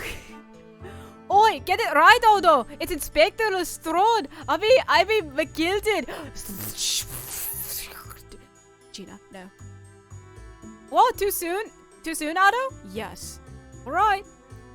Why does everyone have a problem with how I dress them at the moment? That is not what I saw. Oh? Yeah, there was a second explosion. It was all right beside our balloon. That is true. But I'm sure... Which is what I said, ain't it? 1 minute there was nothing there, and then the next a massive explosion. My teacher at elementary school said that when someone else is speaking, if you are rude enough to interrupt, you will have the most awful life imaginable! Oh, alright, chill, little kid. I mean, oh, by the way, is this your guineas? Thank you. Are all Bohemians Bohemians brought up to be so full of joy? Okay, 3, and then By the 4. way, is there supposed to be an open flame in your hat? You know, that's actually fair. Sir, is that a open flame that you should actually, ain't that a fire hazard? I should have to arrest you. Just before the second explosion happened next to our balloon, I clearly witnessed a green balloon flying in the sky. A green balloon? Eh? You what? I never saw nothing like that. Well, I did! I saw it! And you cannot say I didn't! I feel complaint as a consul! I should feel cry and scream! My testimony is the truth! I'm Bohemian Prince! You cannot say it's lies! That is not allowed! And the bleating royalty card that I... Typical. That was completely scored. There's a reason why I didn't want to take that role, though, considering I've already did enough screaming tonight. Got it. Says the orphan who likes to remind people she works for Her Majesty's Police. In that case, young man, I must ask you to stop screaming and amend your formal testimony. In the interest of cordial national relations between Great Britain and Bohemia. It was not the sky that exploded. It was a green balloon that was next to ours at the time. Hold it! A green balloon, you say? Are you sure about that? Of course I'm sure. I'm a proud Bohemian Prince. All these questions are making me boring. I think you mean bored.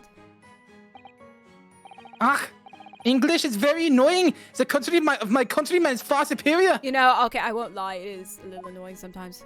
Especially when I get teased. Ragazzo, it's very wrong to lie. Lie? Flying balloons never explode. For the same reason the planets never explode. It is logical. Please tell me that doesn't mean logical.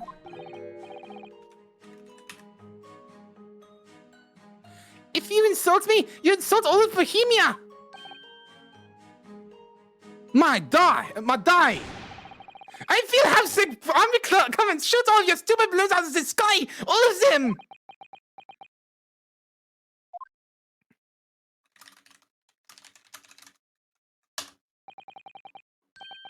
Here you are, Your Highness. That's just the equivalent of them arguing. It's like, here you go. Okay, have a nice day. If only all international incidents were so easily resolved by a balloon.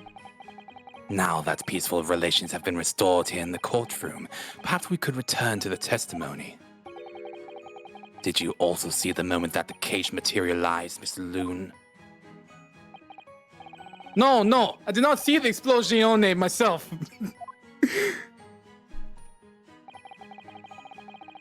My bad. I pressed Z because I thought you like the next thing was however, but it was like.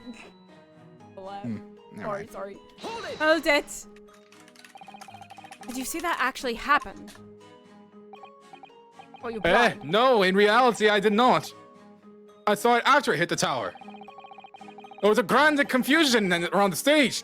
I ran to see what happened. I was terrorized by the idea that one of my balloons had crashed. I suppose they are his livelihood. But when I looked up to the sky, all my precious balloons were still there. I saw it though. Oh, that was Iris. All right. I saw it though. I saw it slam into the tower. After all, I'm a detective now. So obviously my... Shut up. Then tell us what you saw, Inspector Lestrade. That's what I like to hear.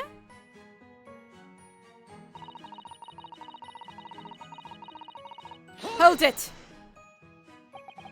Was it you who gave the order to keep people away? Eh? Use your head, Odo. How could it have been me? I was up in a balloon, weren't I? Right. No, because I wasn't available. It was the boss who had to leg it over there. It was getting shoved and kicked all over the panicking spectators as he tried to steal off the scene. It was a real sight to behold, I can tell you. Amazing. Oh, Inspector Gregson. So anyway, I couldn't see the cage that well because of all the smoke.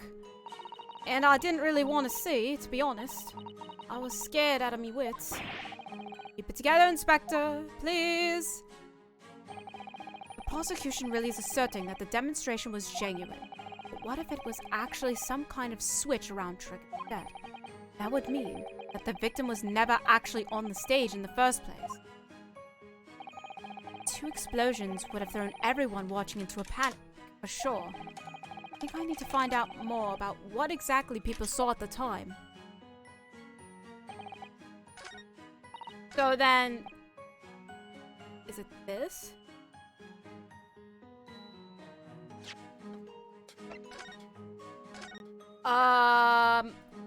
Okay, let's see. Oh! Objection. I think I know where that cloth was. I think I know what that cloth is now. Idiot. I think I know what that cloth is now. I think I know. Cage fell. There's this huge bang, and then the second, another bang in the sky beside us. This is probably the balloon. Crossbow.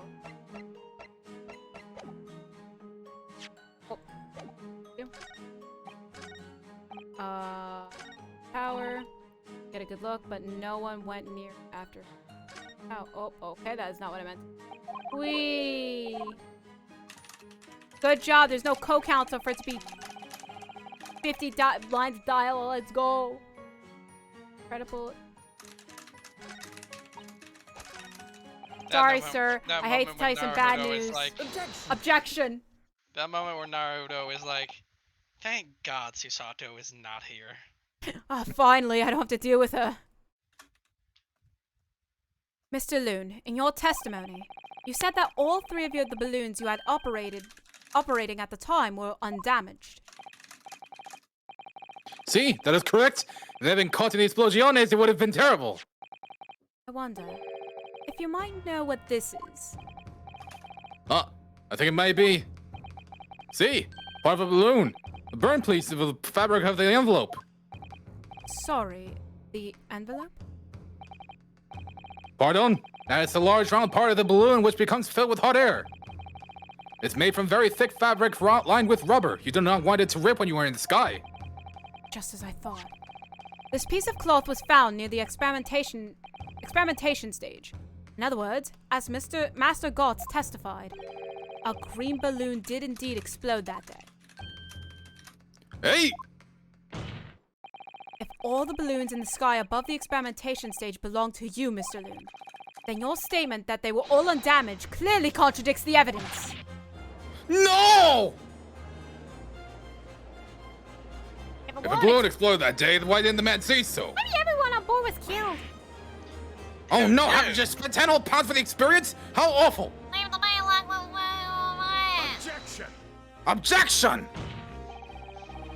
The instantaneous kinesis did occur, but after the explosion on the stage, the point of materialization shifted to a location occupied by a balloon. Causing a balloon to explode? Yes, eminently plausible. An unfortunate traffic accident, as it were, but it changes nothing about the pertinent facts. Hold it! This I cannot accept! Why not, Mr. Loon? You are suggesting that I am a liar! That person's died in a balloon incident! There's no need to get fired up, Mr. Loon. The victim was a sole fatality that day. Oh, for That's God's right, and I prove it! Balthazar Loon is not a liar! There was no such balloon in the sky! It is not possible! Possible! You're saying it's impossible? Why?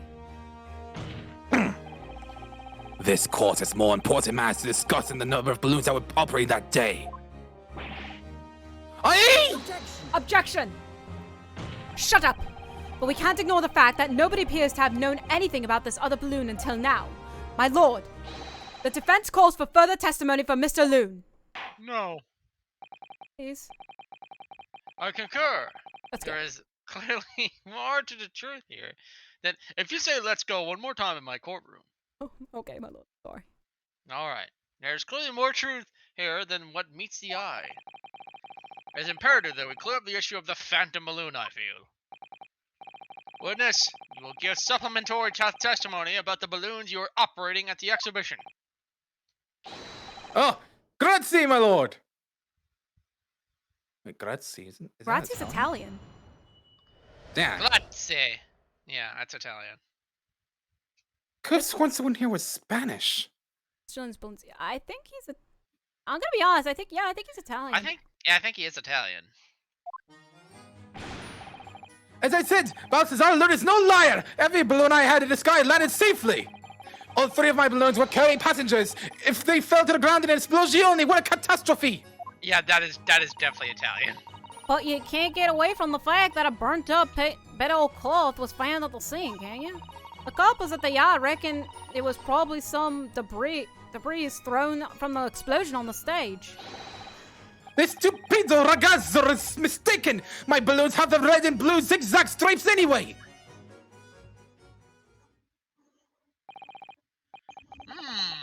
So your assertion is that the balloon this child saw was not the one belonging to you. See, exactamente. If he even saw a balloon in the first place. I do not like the sound of it. It is very bad for business. I have a good mind to sue the land of Bohemia. If you attack us, we will fight back. It will be war, all out war.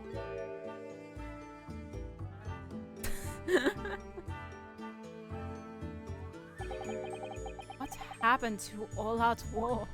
Or even that whole exchange? Anyways, Mr. Loon certainly doesn't appear to be lying. But that doesn't change the fact that the testimony and evidence are contradictory. If the defense is unable to find fault with the witness' statements, then the courts must consider them the truth. Think long and hard on that, my learned friend.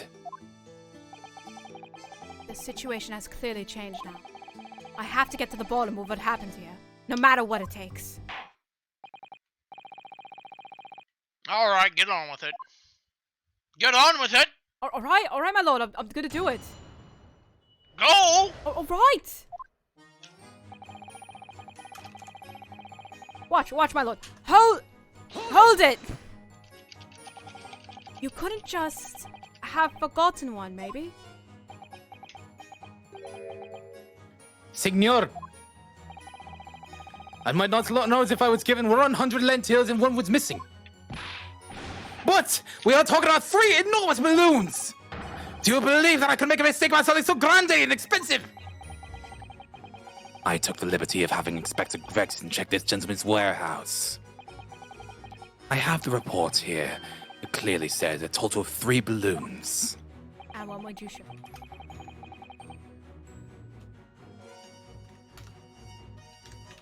My lord, No. No. Can't make me. Not anymore. Not anymore. I refuse. I refuse. Don't talk to me like that. Don't I'm talk not a to me. 5-year-old. Don't talk And to when me like no that. mistake has been made then. Don't want to talk to you like that. I swear to God, I'm gonna hit this human being. Who, you, eh? What did he do?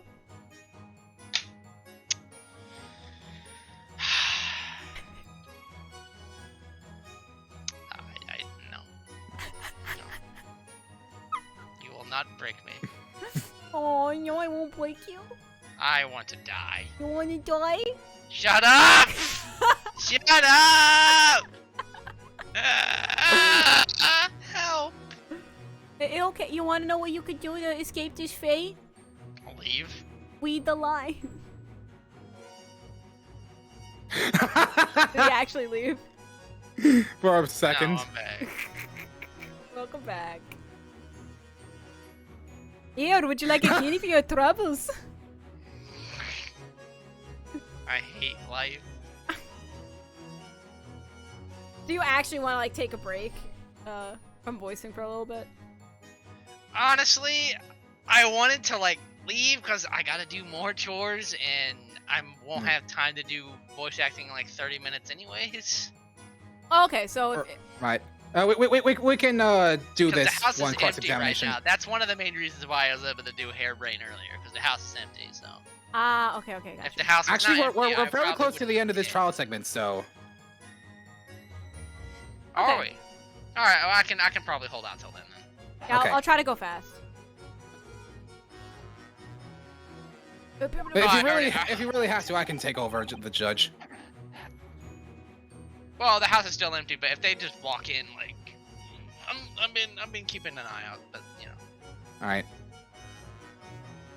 Surely Mr. Strahd could have been sent for such a menial task. What, me? I'll tell you what I told the boss. East End kids like me can only count up to 2. Obviously, that ain't true, but the boss brought it and said he'd had to go himself in that case.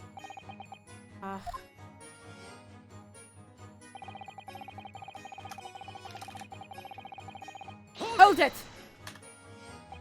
It would be quite a catastrophe if they fell to the ground for any reason, I think.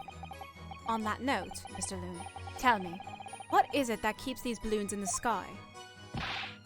Are you an idiota? No! No, I'm not! Even the game is doing it. That is what we call coming full circle. No! Not an idiot! You're an idiot. No! That is like asking, why does a candle burn bright? It burns bright because it burns bright! And a balloon flies because it flies! What else? That must be Italian for I don't know. There are 2 types of flying balloons, hot air and gas balloons. Hot air balloons work on the principle of hot air being less dense than cold air, whereas gas balloons derive their lift by using a gas that is lighter than air. See? And my balloons are filled with the magic gas, I believe. Thank you, Van Deeks, for answering the question. Thank you. Hydrogen, lighter than air but highly explosive. Oh, good lord! I do not permit smoking of the cigarettes in any of my balloons. The magic gas does not like fire. Even a small spark of static electricity could cause the entire balloon to explode. Why do I trip up there? Are you okay? Static electricity could cause an entire balloon to explode. But yeah, they just pulled up and are about to enter the house. I think it's time for me to go. Okay. Well, thank you so much, Wedgie. I will be Right. around next Friday. Okay. I'll Chat be to late, bye to just, you know, Wedgie. but- Bye. See ya. Bye. Alright, speedrun. Alright. What is the matter with you, Signor? All that comes out of your mouth is esplosione, esplosione! I tell you, my balloons are perfectly safe. They have to be, or I cannot eat. None of my balloons exploded that day, I'm completely sure. But if you still say that is what happened, you must show me the proof. Alright, so Mr. Loon had 3 balloons in the air that day. If none of them were damaged, then what was the one that exploded? What do you think, kids? How on earth could another one just suddenly appear and that one just exploded? Yeah, chat, could you tell me what you think?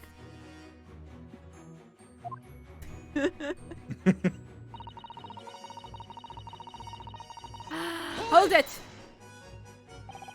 I was surprised to find the piece of fabric still at the scene, actually. Didn't you search the area surrounding the stage for clues? Nah, I'm not into picking stuff up off the ground, mate. Always works out way better. Dive into people's pockets instead. I thought you were done with that. So much for the new career path. Mind you, the boss was on his hands and knees picking up all kinds of rubbish up from the floor. Thing is, though, the cage went crashing into the crystal tower, didn't it? So that's where most of the investigation was going. Even so, I would have thought someone from Scotland Yard would have gathered it up as evidence. Cool, listen to you. You stumble across a big old balloon and suddenly you're the best investigator in the world. Pardon? Well, you ain't got a badge, have you? Like this one? I could arrest you with this if I wanted to. I wouldn't put it past her. I really wouldn't. Come to think of it, there was talk of some scorching on the ground at a meeting we had about the investigation. Now you mention this. Hold it!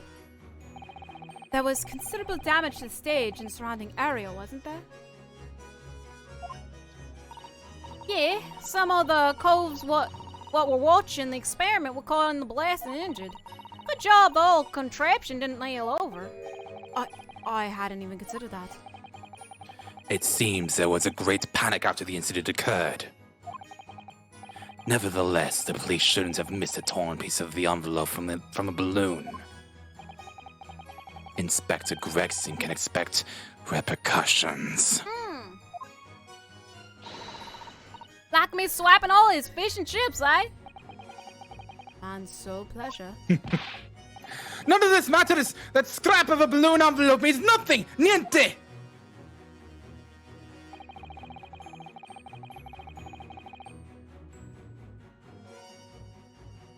Yeah, I'll press it anyway, just in case.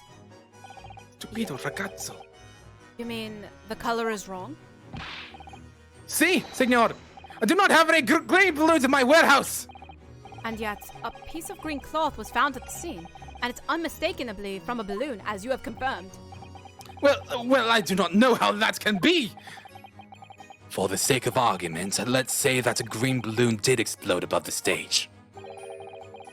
You couldn't therefore conclude that it happened on the day in question. Why not?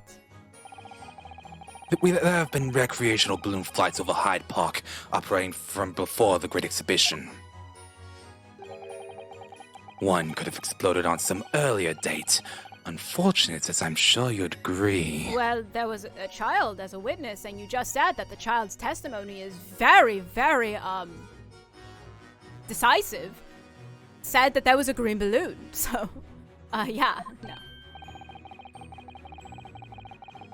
Oh, right. You believe it may have been from some earlier balloon accident that predates the exhibition? And then we just sit here and wait for Udgy to read the line. Si, exactamente. As the signor says, it's not from one of my balloons. Clearly, this little ragazzo from Bohemia is mistaken about what he saw. Excuse me, I knew you were gonna say that. Haha, is something wrong, Master Gotts? It's Master Wilhelm Gottsreich Sigismund von Ornstein! It was on the tip of my... Yeah, something is very wrong. I know what I saw. There was a green balloon there. I swear it. I swear over all Bohemia. You can speak as much bad language as you like, but it changes nothing. Money? If you do not have evidence, ragazzo, then I must tell your parents to punish you, eh? Perhaps we'll let the judge decide when it comes to punishment. Evidence? What is evidence? To give a simple explanation, young man. A photograph, for instance. Some tangible proof of what you claim. Well, why didn't you say so sooner? I have the photograph here. Oh, snap. Good gracious! What? I had not been up in the balloon for a little while, so I was very excited. I took lots of photographs of the Crystal Tower, of the Bohemian exhibit, of the streets of London, the hotel cellar, the balloon. Why is a child better than me at investigating? And the instantaneous kinesis experiment? Did you take a picture of that? Yeah, one picture. This child is the best witness I've ever had. Really? You did take one? But all I wanted was the ride in the balloon. I was not interested in boring experiments. Never mind that. Can you show us the photograph, please? Of course, and then you will see. You will see that I'm not lying, that I really did see a green balloon. Oh. Well.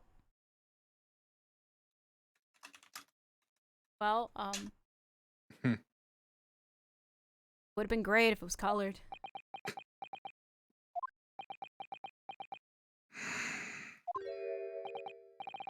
Well, I see you all too shocked to speak. Okay, I'll take a break. I'm the...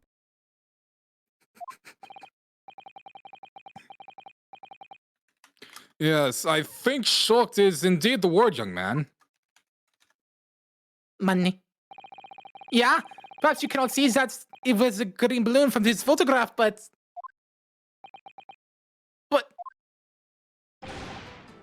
that is not my fault! That is the fault of the stupid person who made the camera!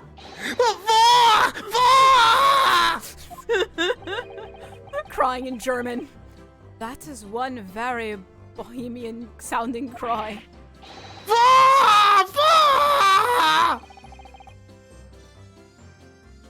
Actually, I think that might have been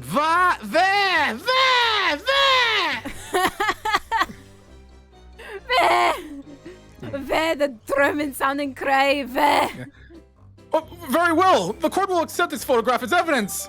The photograph of the balloon has been entered into the court record as mercy for everybody's ears. It's not my fault. It's the fault of the person who made the camera. Well, never mind. I'm sure you have plenty of wonderful sepia memories to take home with you. In any case, when exactly did you take that photograph? Well, it was on the day of the big explosion. Oh, no, duh. You don't say. When I pressed the shutter release, there was this very loud bang. And the hot wind washed over my face. That means this photograph was taken a split second before the explosion occurred. Well, if you ask me, this black and white photograph changes nothing. I could not... I could not give the flying fig.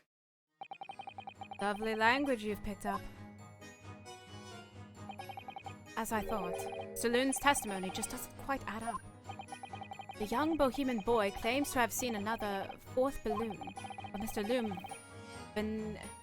vehemently denies the vehemently. Vehemently. That is possible. You know what? I can imagine one of these days on the stream, it's like me and you, and like you teach me English at this point. Yeah. Denies the possibility.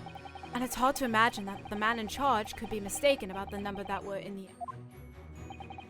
air. Still, this inconsistency must tell us something, I'm sure. Okay, so let me actually look at the there's a light right here. There's no one in this balloon, which could be the green balloon that apparently no one else saw. This gigantic green balloon is here. Oh, look, the split second before the explosion. Look, guys, look what he's doing. He's just far away from the guy. Like, and there's no wound. Stupid people. Okay. Three were carrying person. If they fell to the ground, explosion would have catastrophe. But you can't get away from the fact that burnt up was found at the scene. Coppers would reckon thing.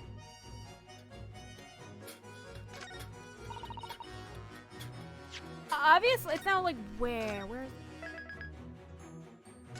Read through them again. Okay, no liar. Every balloon I had in the sky landed safely. Okay. All three balloons carrying passengers, they fell to the ground in an explosion. Catastrophe. Can't get away from the fact that burnt up bit of cloth was found at the scene. Coppers at the yard reckon it was probably some debris. YOLO. Objection. Nope. No. There's one detail about that photograph you just brought up. The light. Probably the light or the fact that no one was in the balloon. This, that it's aiming here, for the balloon that no one is in. Probably this one.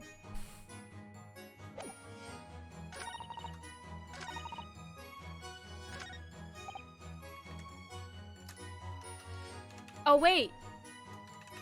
I'm stupid. Zigzag. This is flame. Okay, it's just cut off. Fine. Fine. Fine, then. Fine, then. I speak German now until I figure this out. Fine, then. Whatever. Fine. Yeah, honestly, Mega would have had a field day with the German. Yeah. Oh, we're carrying passengers. Objection. Unfortunately, the photograph Master Gotts took can't tell us the color of the balloon, but it can tell us something else. Something crucially important. What? It shows that the pictured balloon wasn't carrying any passengers. Oh my goodness, you're right!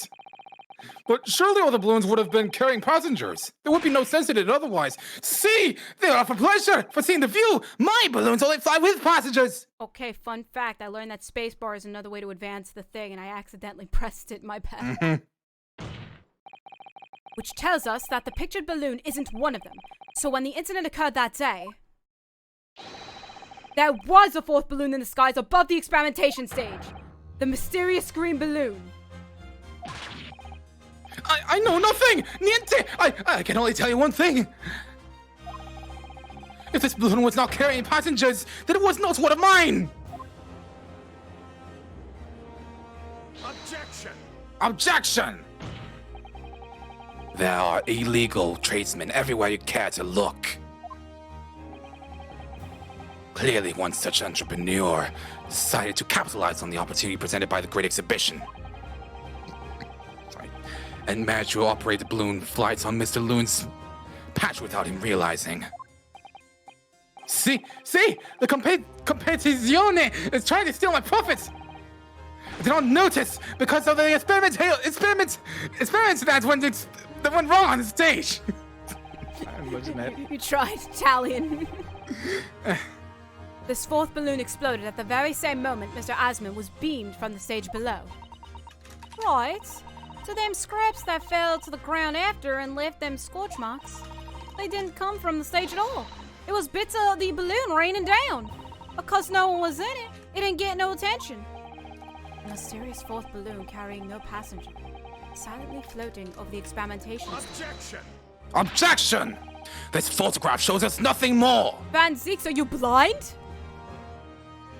Do you see this little white thing that's pointing at the stage? Hello? A stray balloon carrying no one and operated by some rogue trader. Clearly it has nothing to do with the case. Its relevance does elude me, I must say. The court has seen sufficient evidence and heard ample testimony already. The prosecution calls for this trial to be concluded.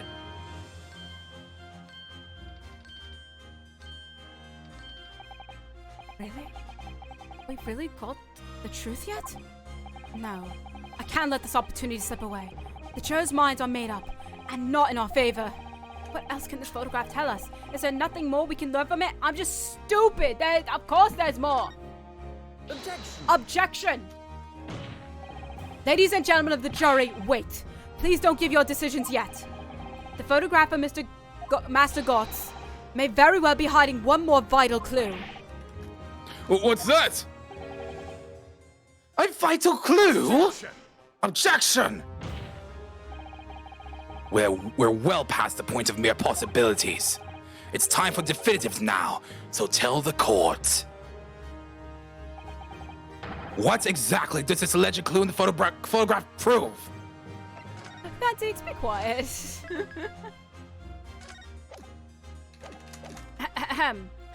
The cause of the explosion, dude. We can reasonably assume that the pictured balloon was destroyed in the searing heat of the explosion. Yeah, that's right. Yeah, it was not my fault. Evidently. Because a birdcage from the kinesis machine materialized in the sky where it had been flying. And the balloon being filled with flammable hydrogen and instantly and explosively ignited. Objection! No, that's not what happened. What? It would appear that this photograph requires closer examination. Counsel for the defense, you will highlight the location of this alleged clue in the photograph for the court. Of course, my lord, because every one of you is blind, as much as you want to call me an idiot. If you look closely, it's plain enough to see, and what's shown is linked to another piece of evidence we have. In a way, that leads to an unbelievable conclusion. The clue that heavily suggests the real reason the balloon exploded is, and I'm going to say because I'm not confident in this.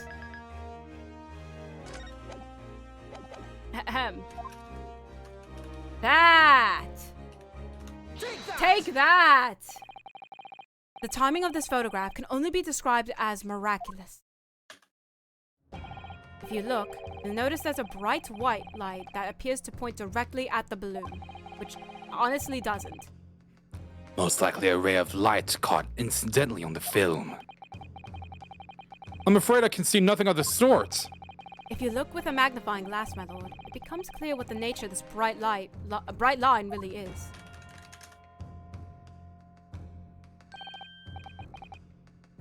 Goodness, what is that?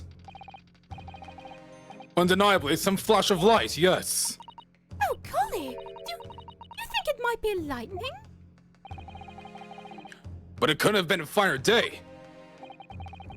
I believe we may be looking at fire. A bolt of fire heading straight for the balloon. Like an arrow! Indeed, even to my aging eyes, it would appear to be a flame of some sort. My word! Are you suggesting this flame struck the hydrogen gas that filled the balloon? Objection! Objection! That's absurd. The balloon would have been 60 feet above the ground at the time. No flame could possibly have reached such a height. Objection! Actually, it's my opinion that a particular piece of evidence found at the scene reveals how that is exactly what did happen. What evidence? Man, how's it feel, Van Zeeks, when you don't have all the evidence? If such evidence exists, Counsel, then for goodness sake, present it, man! Which evidence explains this mysterious streak of flame that appears to be headed directly for the balloon? I don't know, 100%. I think it's the crossbow, but it might not be. Well, take that. Oh, let's go. This was found hidden at the foot of a small ornamental tree near the scene. Good lord! Is that a crossbow? An arrow dipped in oil and set alight could have been shot from this weapon, sending a flaming arrow straight into the hydrogen-filled balloon. Are you suggesting that crossbow was used to deliberately... Blimey, you're right! That streak of light in the photo looks just like an arrow, doesn't it? Then the explosion at the balloon, it was... Very likely the result of a flaming arrow from this crossbow igniting the hydrogen gas inside it. No!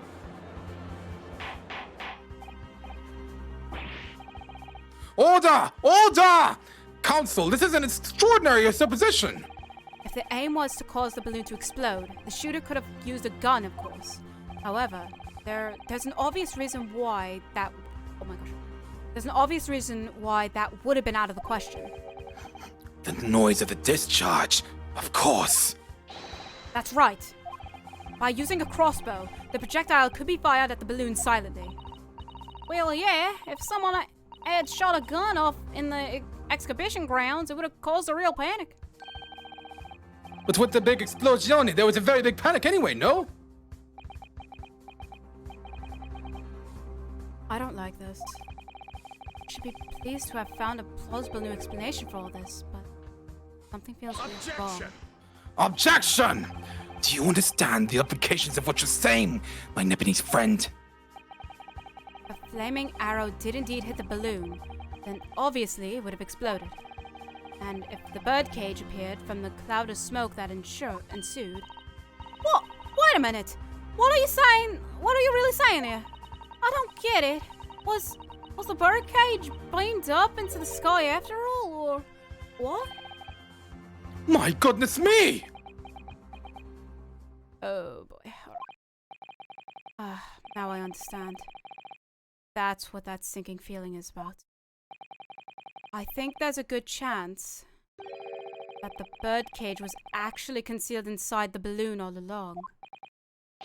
What? Did I just hear that correctly, Counsel? There's no going back now. The horse is bolted.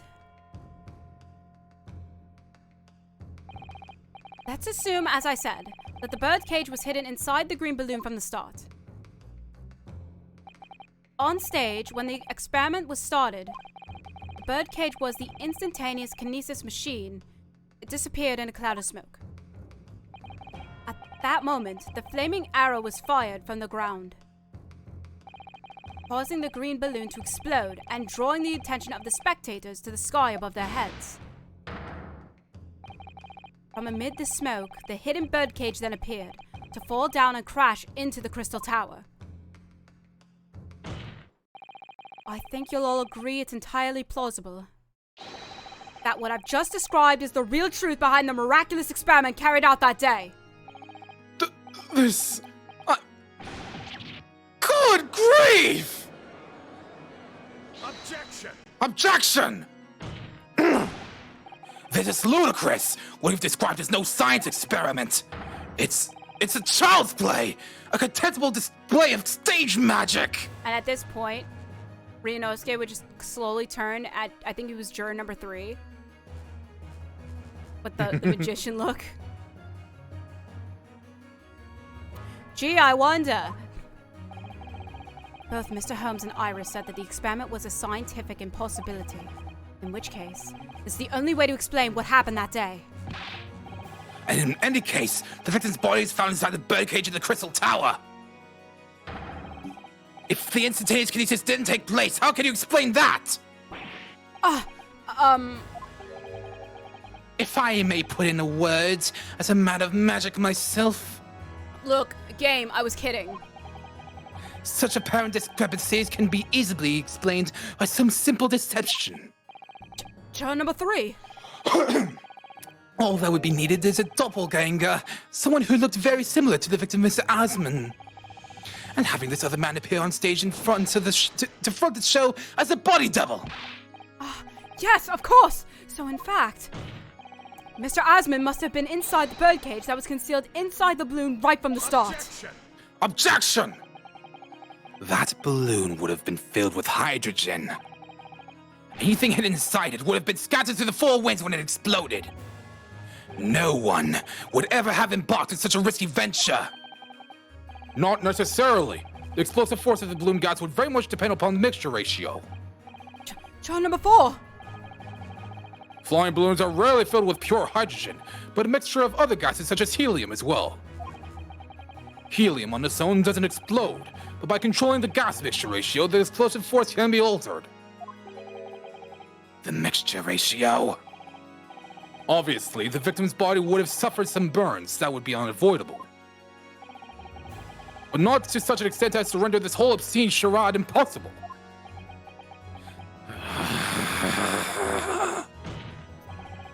Van Zeeks, I think you literally just got told off, and I'm sorry, but everything that happened can be explained, logically and scientifically. The explosion that engulfed the stage at the start of the experiment was no accident. It was all part of an elaborate deception to make it appear that instantaneous kinesis had occurred. Well, goodness me. And if we accept that this is what happened, it means that the victim, Mr. Asman, was never present on the public experimentation stage to begin with. In short, he couldn't have been killed by the defendant, who was on stage in full view the entire time. No! This will be very hard for the prosecution to counter. More Van Zeeks can't credibly maintain that Professor Harebrain is a suspect now. Hold it! I swear, if that's the scientist himself. Oh my gosh. Mr. Naruhodo, I appreciate your efforts. Thank you. Professor? Don't say it. Don't say You it. can stop now. Just keep your mouth shut, please. What? Sorry? Hello? What's all this about, Mr. Harebrain?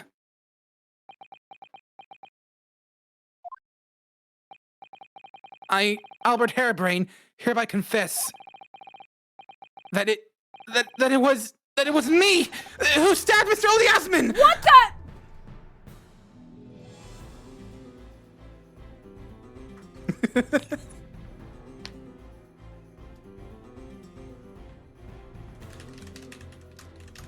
Why do you let me bother to defend you if you're just gonna do this? Why? Why bother?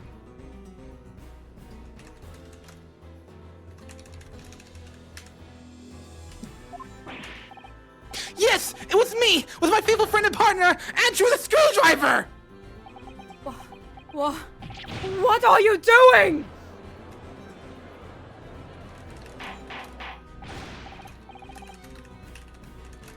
Order! Order! Order! Defendant, explain this on confession. Objection! Professor Hairbrain, what are you talking about? It's what I've said all along! I must protect my hypothesis and my precious machine! This isn't gonna do it.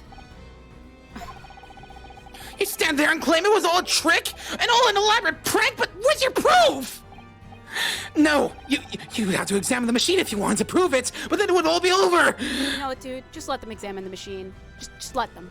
Let them. Let them. Let them. You can always make another one. My beautiful hypothesis would be laid bare! I mean, the indignity of it! Shut up. It's clear that you drew the plans for the experiment, but you didn't actually build it. It's quite conceivable that you were duped, Professor. If you'll just let me, I can prove— Baroque! Yes.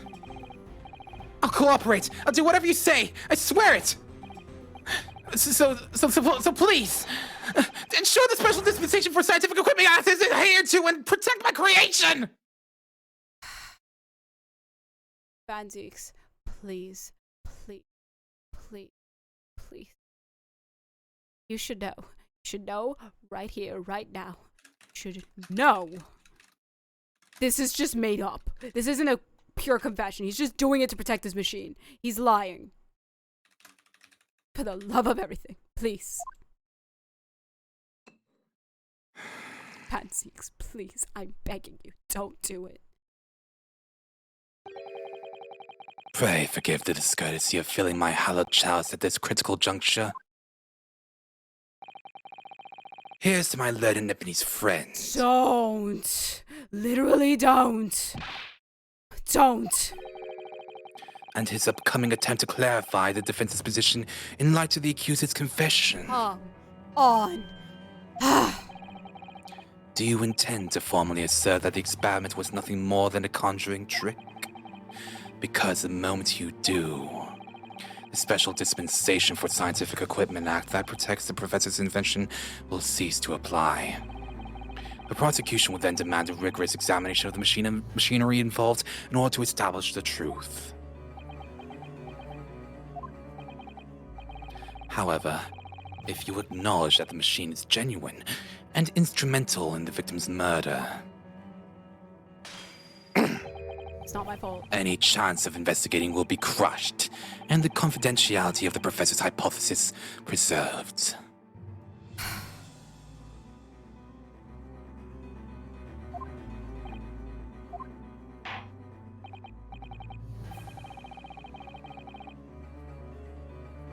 Well, Consul, what is the defense's official position on this matter? At this point, do you want me to even defend you? I'll go. I'll literally leave. What Professor Hairbrain, my client, actually asked of me was to prove that the explosion on stage was an accident and protect the secrecy of his hypothesis. But there's no way to do that without implying the professor's guilt. Do I protect my client's life by asserting his innocence? Or do I uphold my client's request but see him condemned? The way? I can't avoid betraying his trust. You've been silent long enough. Isn't talking your trade, my learned friend? Or has all knowledge of English escaped your confused Nipponese mind?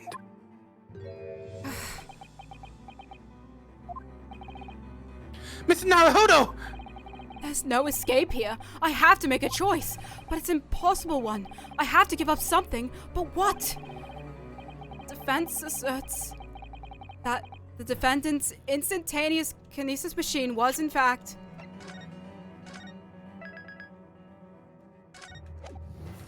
your life is more important, man.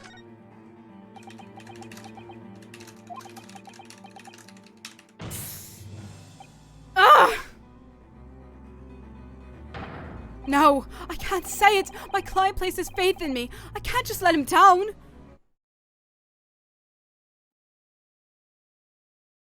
What must I give up on? Wait, is this Kazuma? No. Susato?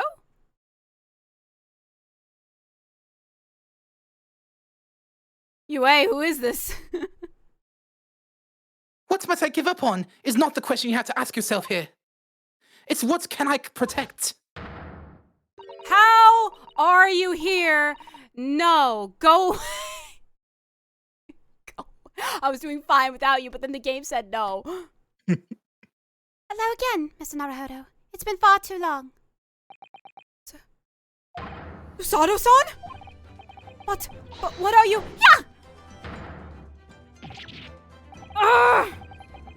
Buster saw the takedown in 6 months, which 9, and you still have not apologized. There'll be time to talk later, Miss Naruhodo. But now, we must concentrate on the task at hand. Which is working out, not what I have to give up on, but what I can protect. Professor Harebrain. Yes? Yesterday you told me that science is the pursuit of truth. Well, my job is to pursue the truth too. Yes, of course. And personally, I believe that you didn't stab Mr. Osmond. I think you've come to realize something yourself too, haven't you? That your experiment and the machine you built with the victim are questionable. The truth behind that is what we must both pursue now. Shut up. Thank you. So, you finally opened your eyes. What? And as for you, Albert, you can't ignore this any longer. Having heard my learned friend's assertion, don't you have something to say? Baroque! Lord Van Zeeks. Gosh, I've never heard him speak that way before, and man, what did I miss? In truth, there is one thing. Something I've remembered that's of relevance. What? What? Say it. On the day it happened, just before I began the experiment, I saw a man near the stage. A man holding that crossbow. I beg your pardon? Professor?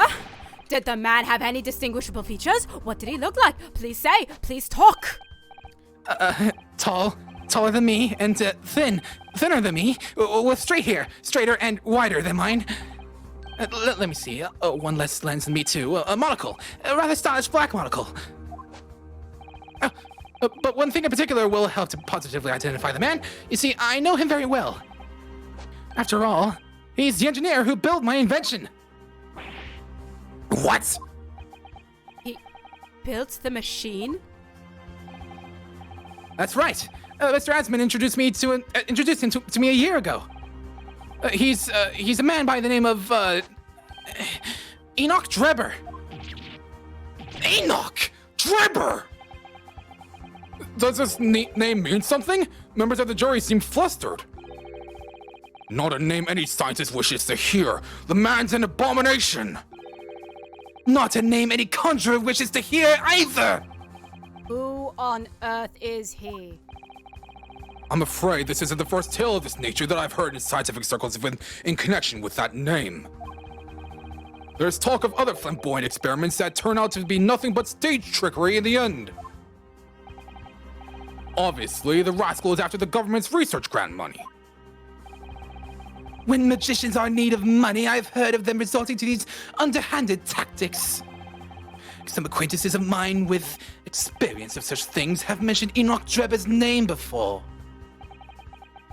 The man is both an engineer and a magician. Yes, we're dealing with an unparalleled confidence trickster here. That's Enoch Drebber for you!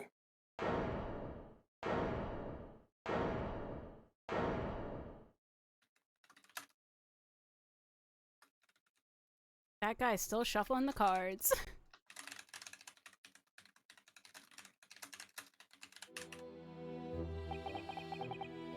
So it's true then. My invention, my great machine, it was just a grand illusion? Considering what we've just heard about Mr. Drebber's character, I'm sorry to say that sounds increasingly likely. Even though no one else believed it, I wanted to. I wanted to believe that machine would function exactly as my hypothesis predicted. Which is why you are so opposed to it being investigated, I presume. I knew that if the machine was examined in detail, its construction would give away my hypothesis. Obviously, I didn't want that to happen, but at the same time, I knew that if it was found to be nothing more than a trick, than a work of deception, then everything I'd worked towards, all my research, all my dreams, my whole life would be over! Not really, you just start again. I was terrified at the prospect. So you really had no idea then, did you? About the true nature of the machine that was built, and the true nature of Mr. Drebber. Also, I'd imagine that his position would have been similar to someone being exposed as a plagiarist. Oh. Basically, you can't trust anything afterward. Ah, got it. Okay, well, there's always different careers. I never questioned anything. I didn't want to question it. It's entirely possible that Mr. Asman and Mr. Drebber were working together to use you as a means of fraudulently acquiring the research grant money.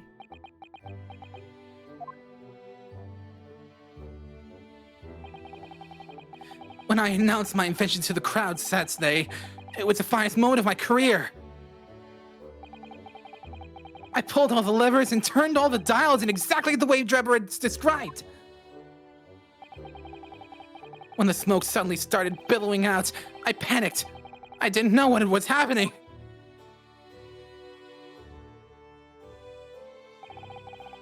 But I really don't know how the whole illusion was made to work. I don't know anything anymore.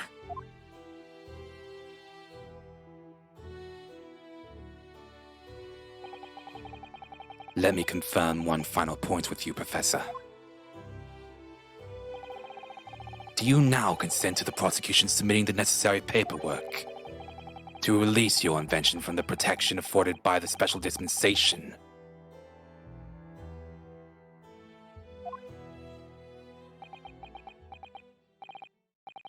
Yes, please go ahead. I'm very sorry. And it took 2 hours for you to finally understand. Probably 3. 3. 3. It would appear that we shall have to suspend proceedings for the remainder of the day now. Lord Van Zieks? My lord. The court has newly been made aware of another party whose involvement in this matter is critical. Yes, Mr. Drebber. Gather information about the man. If possible, I should like him served with a subpoena. With pleasure, my lord. Now, counsel for the defense. Yes, my lord? Yes? Yes? When we reconvene, I shall be looking for one thing and one thing alone from you. What did I do now? Evidence that the defendant is innocent of the crime for which he presently stands accused. I would have loved to if everybody allowed me to investigate the scene. But yes, I understand. Please just give me the rights. Good. In that case, this court is adjourned until tomorrow morning. And did you notice that, the jury was extremely competent here? They actually were very, very nice. They were respectful. And you have a couple expert witnesses, too. Yeah, they're great. I can't wait for the summation examination later. Or like the next trial day. Haha. And then they'll be like, haha, try to break us. Anyway. 23rd October, 1:36 p.m. The Old Bailey Defense Antechamber. But yeah, that was a very nice co-counsel. I mean, not co-counsel, jury. Mr. Naruhodo! Yes? I'm so sorry! I was wrong! You were right! I tricked you! You trusted me! I dragged you into my mess! Oh, how did it ever come to this? Hello, Soseki-san. I didn't know you just changed to a scientist. I'm so sorry! You really have no idea, Professor? About what Mr. Drebber was really up to, I mean? About what he was really constructing? Naturally! That machine was the embodiment of my hypothesis, of all my hopes and dreams! I had complete faith in it! Alright. In that case, I won't say any more. Now, sadly, the murder accusation against you still stands. Somehow! So we must do as much investigating as we can before the trial resumes tomorrow. I don't know why I'm still saying we, it's me. And now, Susato. No, not Susato. Not Susato.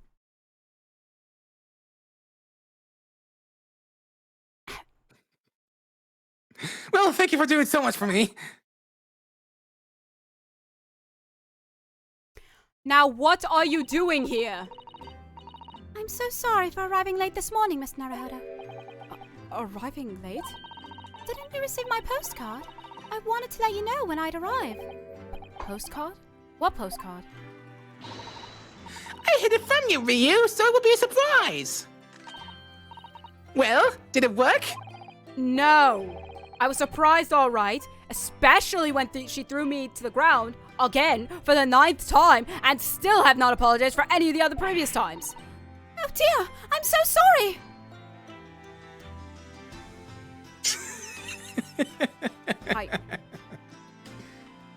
I'm sorry, could you say that one more time, Susato? I'm so sorry, Mr. Naruhodo.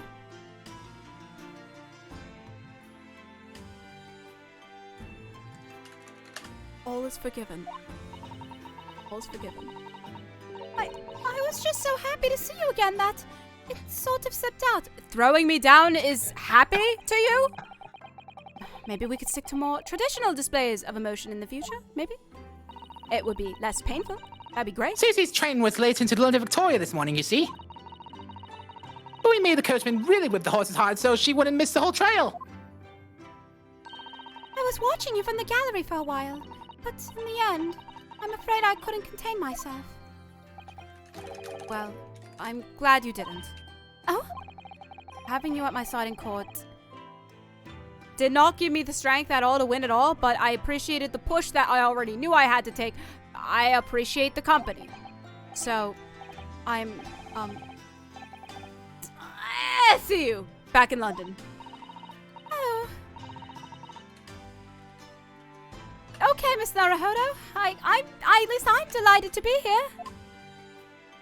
I hope you are delighted to see me too. I hope I can continue to be of service to you. You know, you did apologize, so of course. Alright, so, what's brought you back? Did Professor Mikotoba not protest? Let's save all that conversation for when we're back at home, shall we? You know, I've made one of my most special blends ever for this special occasion. Oh, Iris, how wonderful! I can't wait. I kind of lost my Susato voice for a second there. Susato-san was back in London.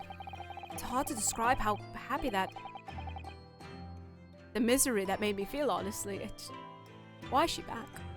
But despite my disappointment, our tale was about to take yet another extraordinary turn. Probably for the worst. But we'll see. Yay! What kind of culture did she grow up in? In Japan. Woo!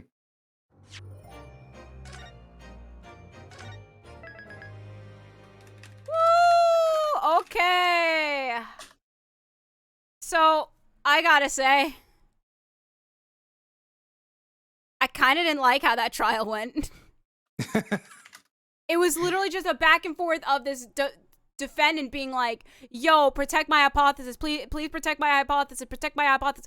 Sir, your life is more important. And if you really didn't care, you wouldn't have called for a defense attorney. You would have just confessed.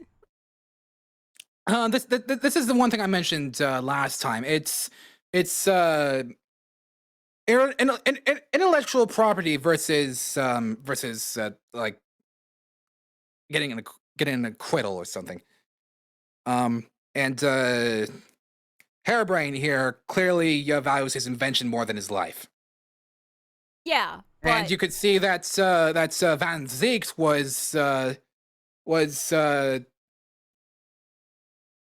basically doing everything in his interests.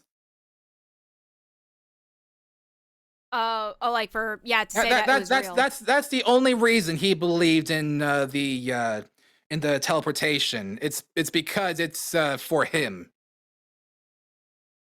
Man, he tried to be a friend to the end. To be like, he guilty. Although it could also be that he wanted this to be exposed. Yeah, because it's like I can imagine like afterwards, like, dude, what are you say? You wasted literally a ton of time for the court for something so simple as this of what I told you before. Yeah. But yeah, I mean, again, it's like, and there were like several, I think, components of that was like, it went in circles to me, but you know what? We got through it. Now the guy will finally listen. And I gotta say, that picture did not look like it was pointing at the balloon. I have to say, it looked like it pointed from the tree to the machine. But that could be just like, I don't know, the lighting in the camera and whatnot. So yeah, I think with that, I think we are good to end the stream for tonight. Yep. I think I'm getting a bit tired myself.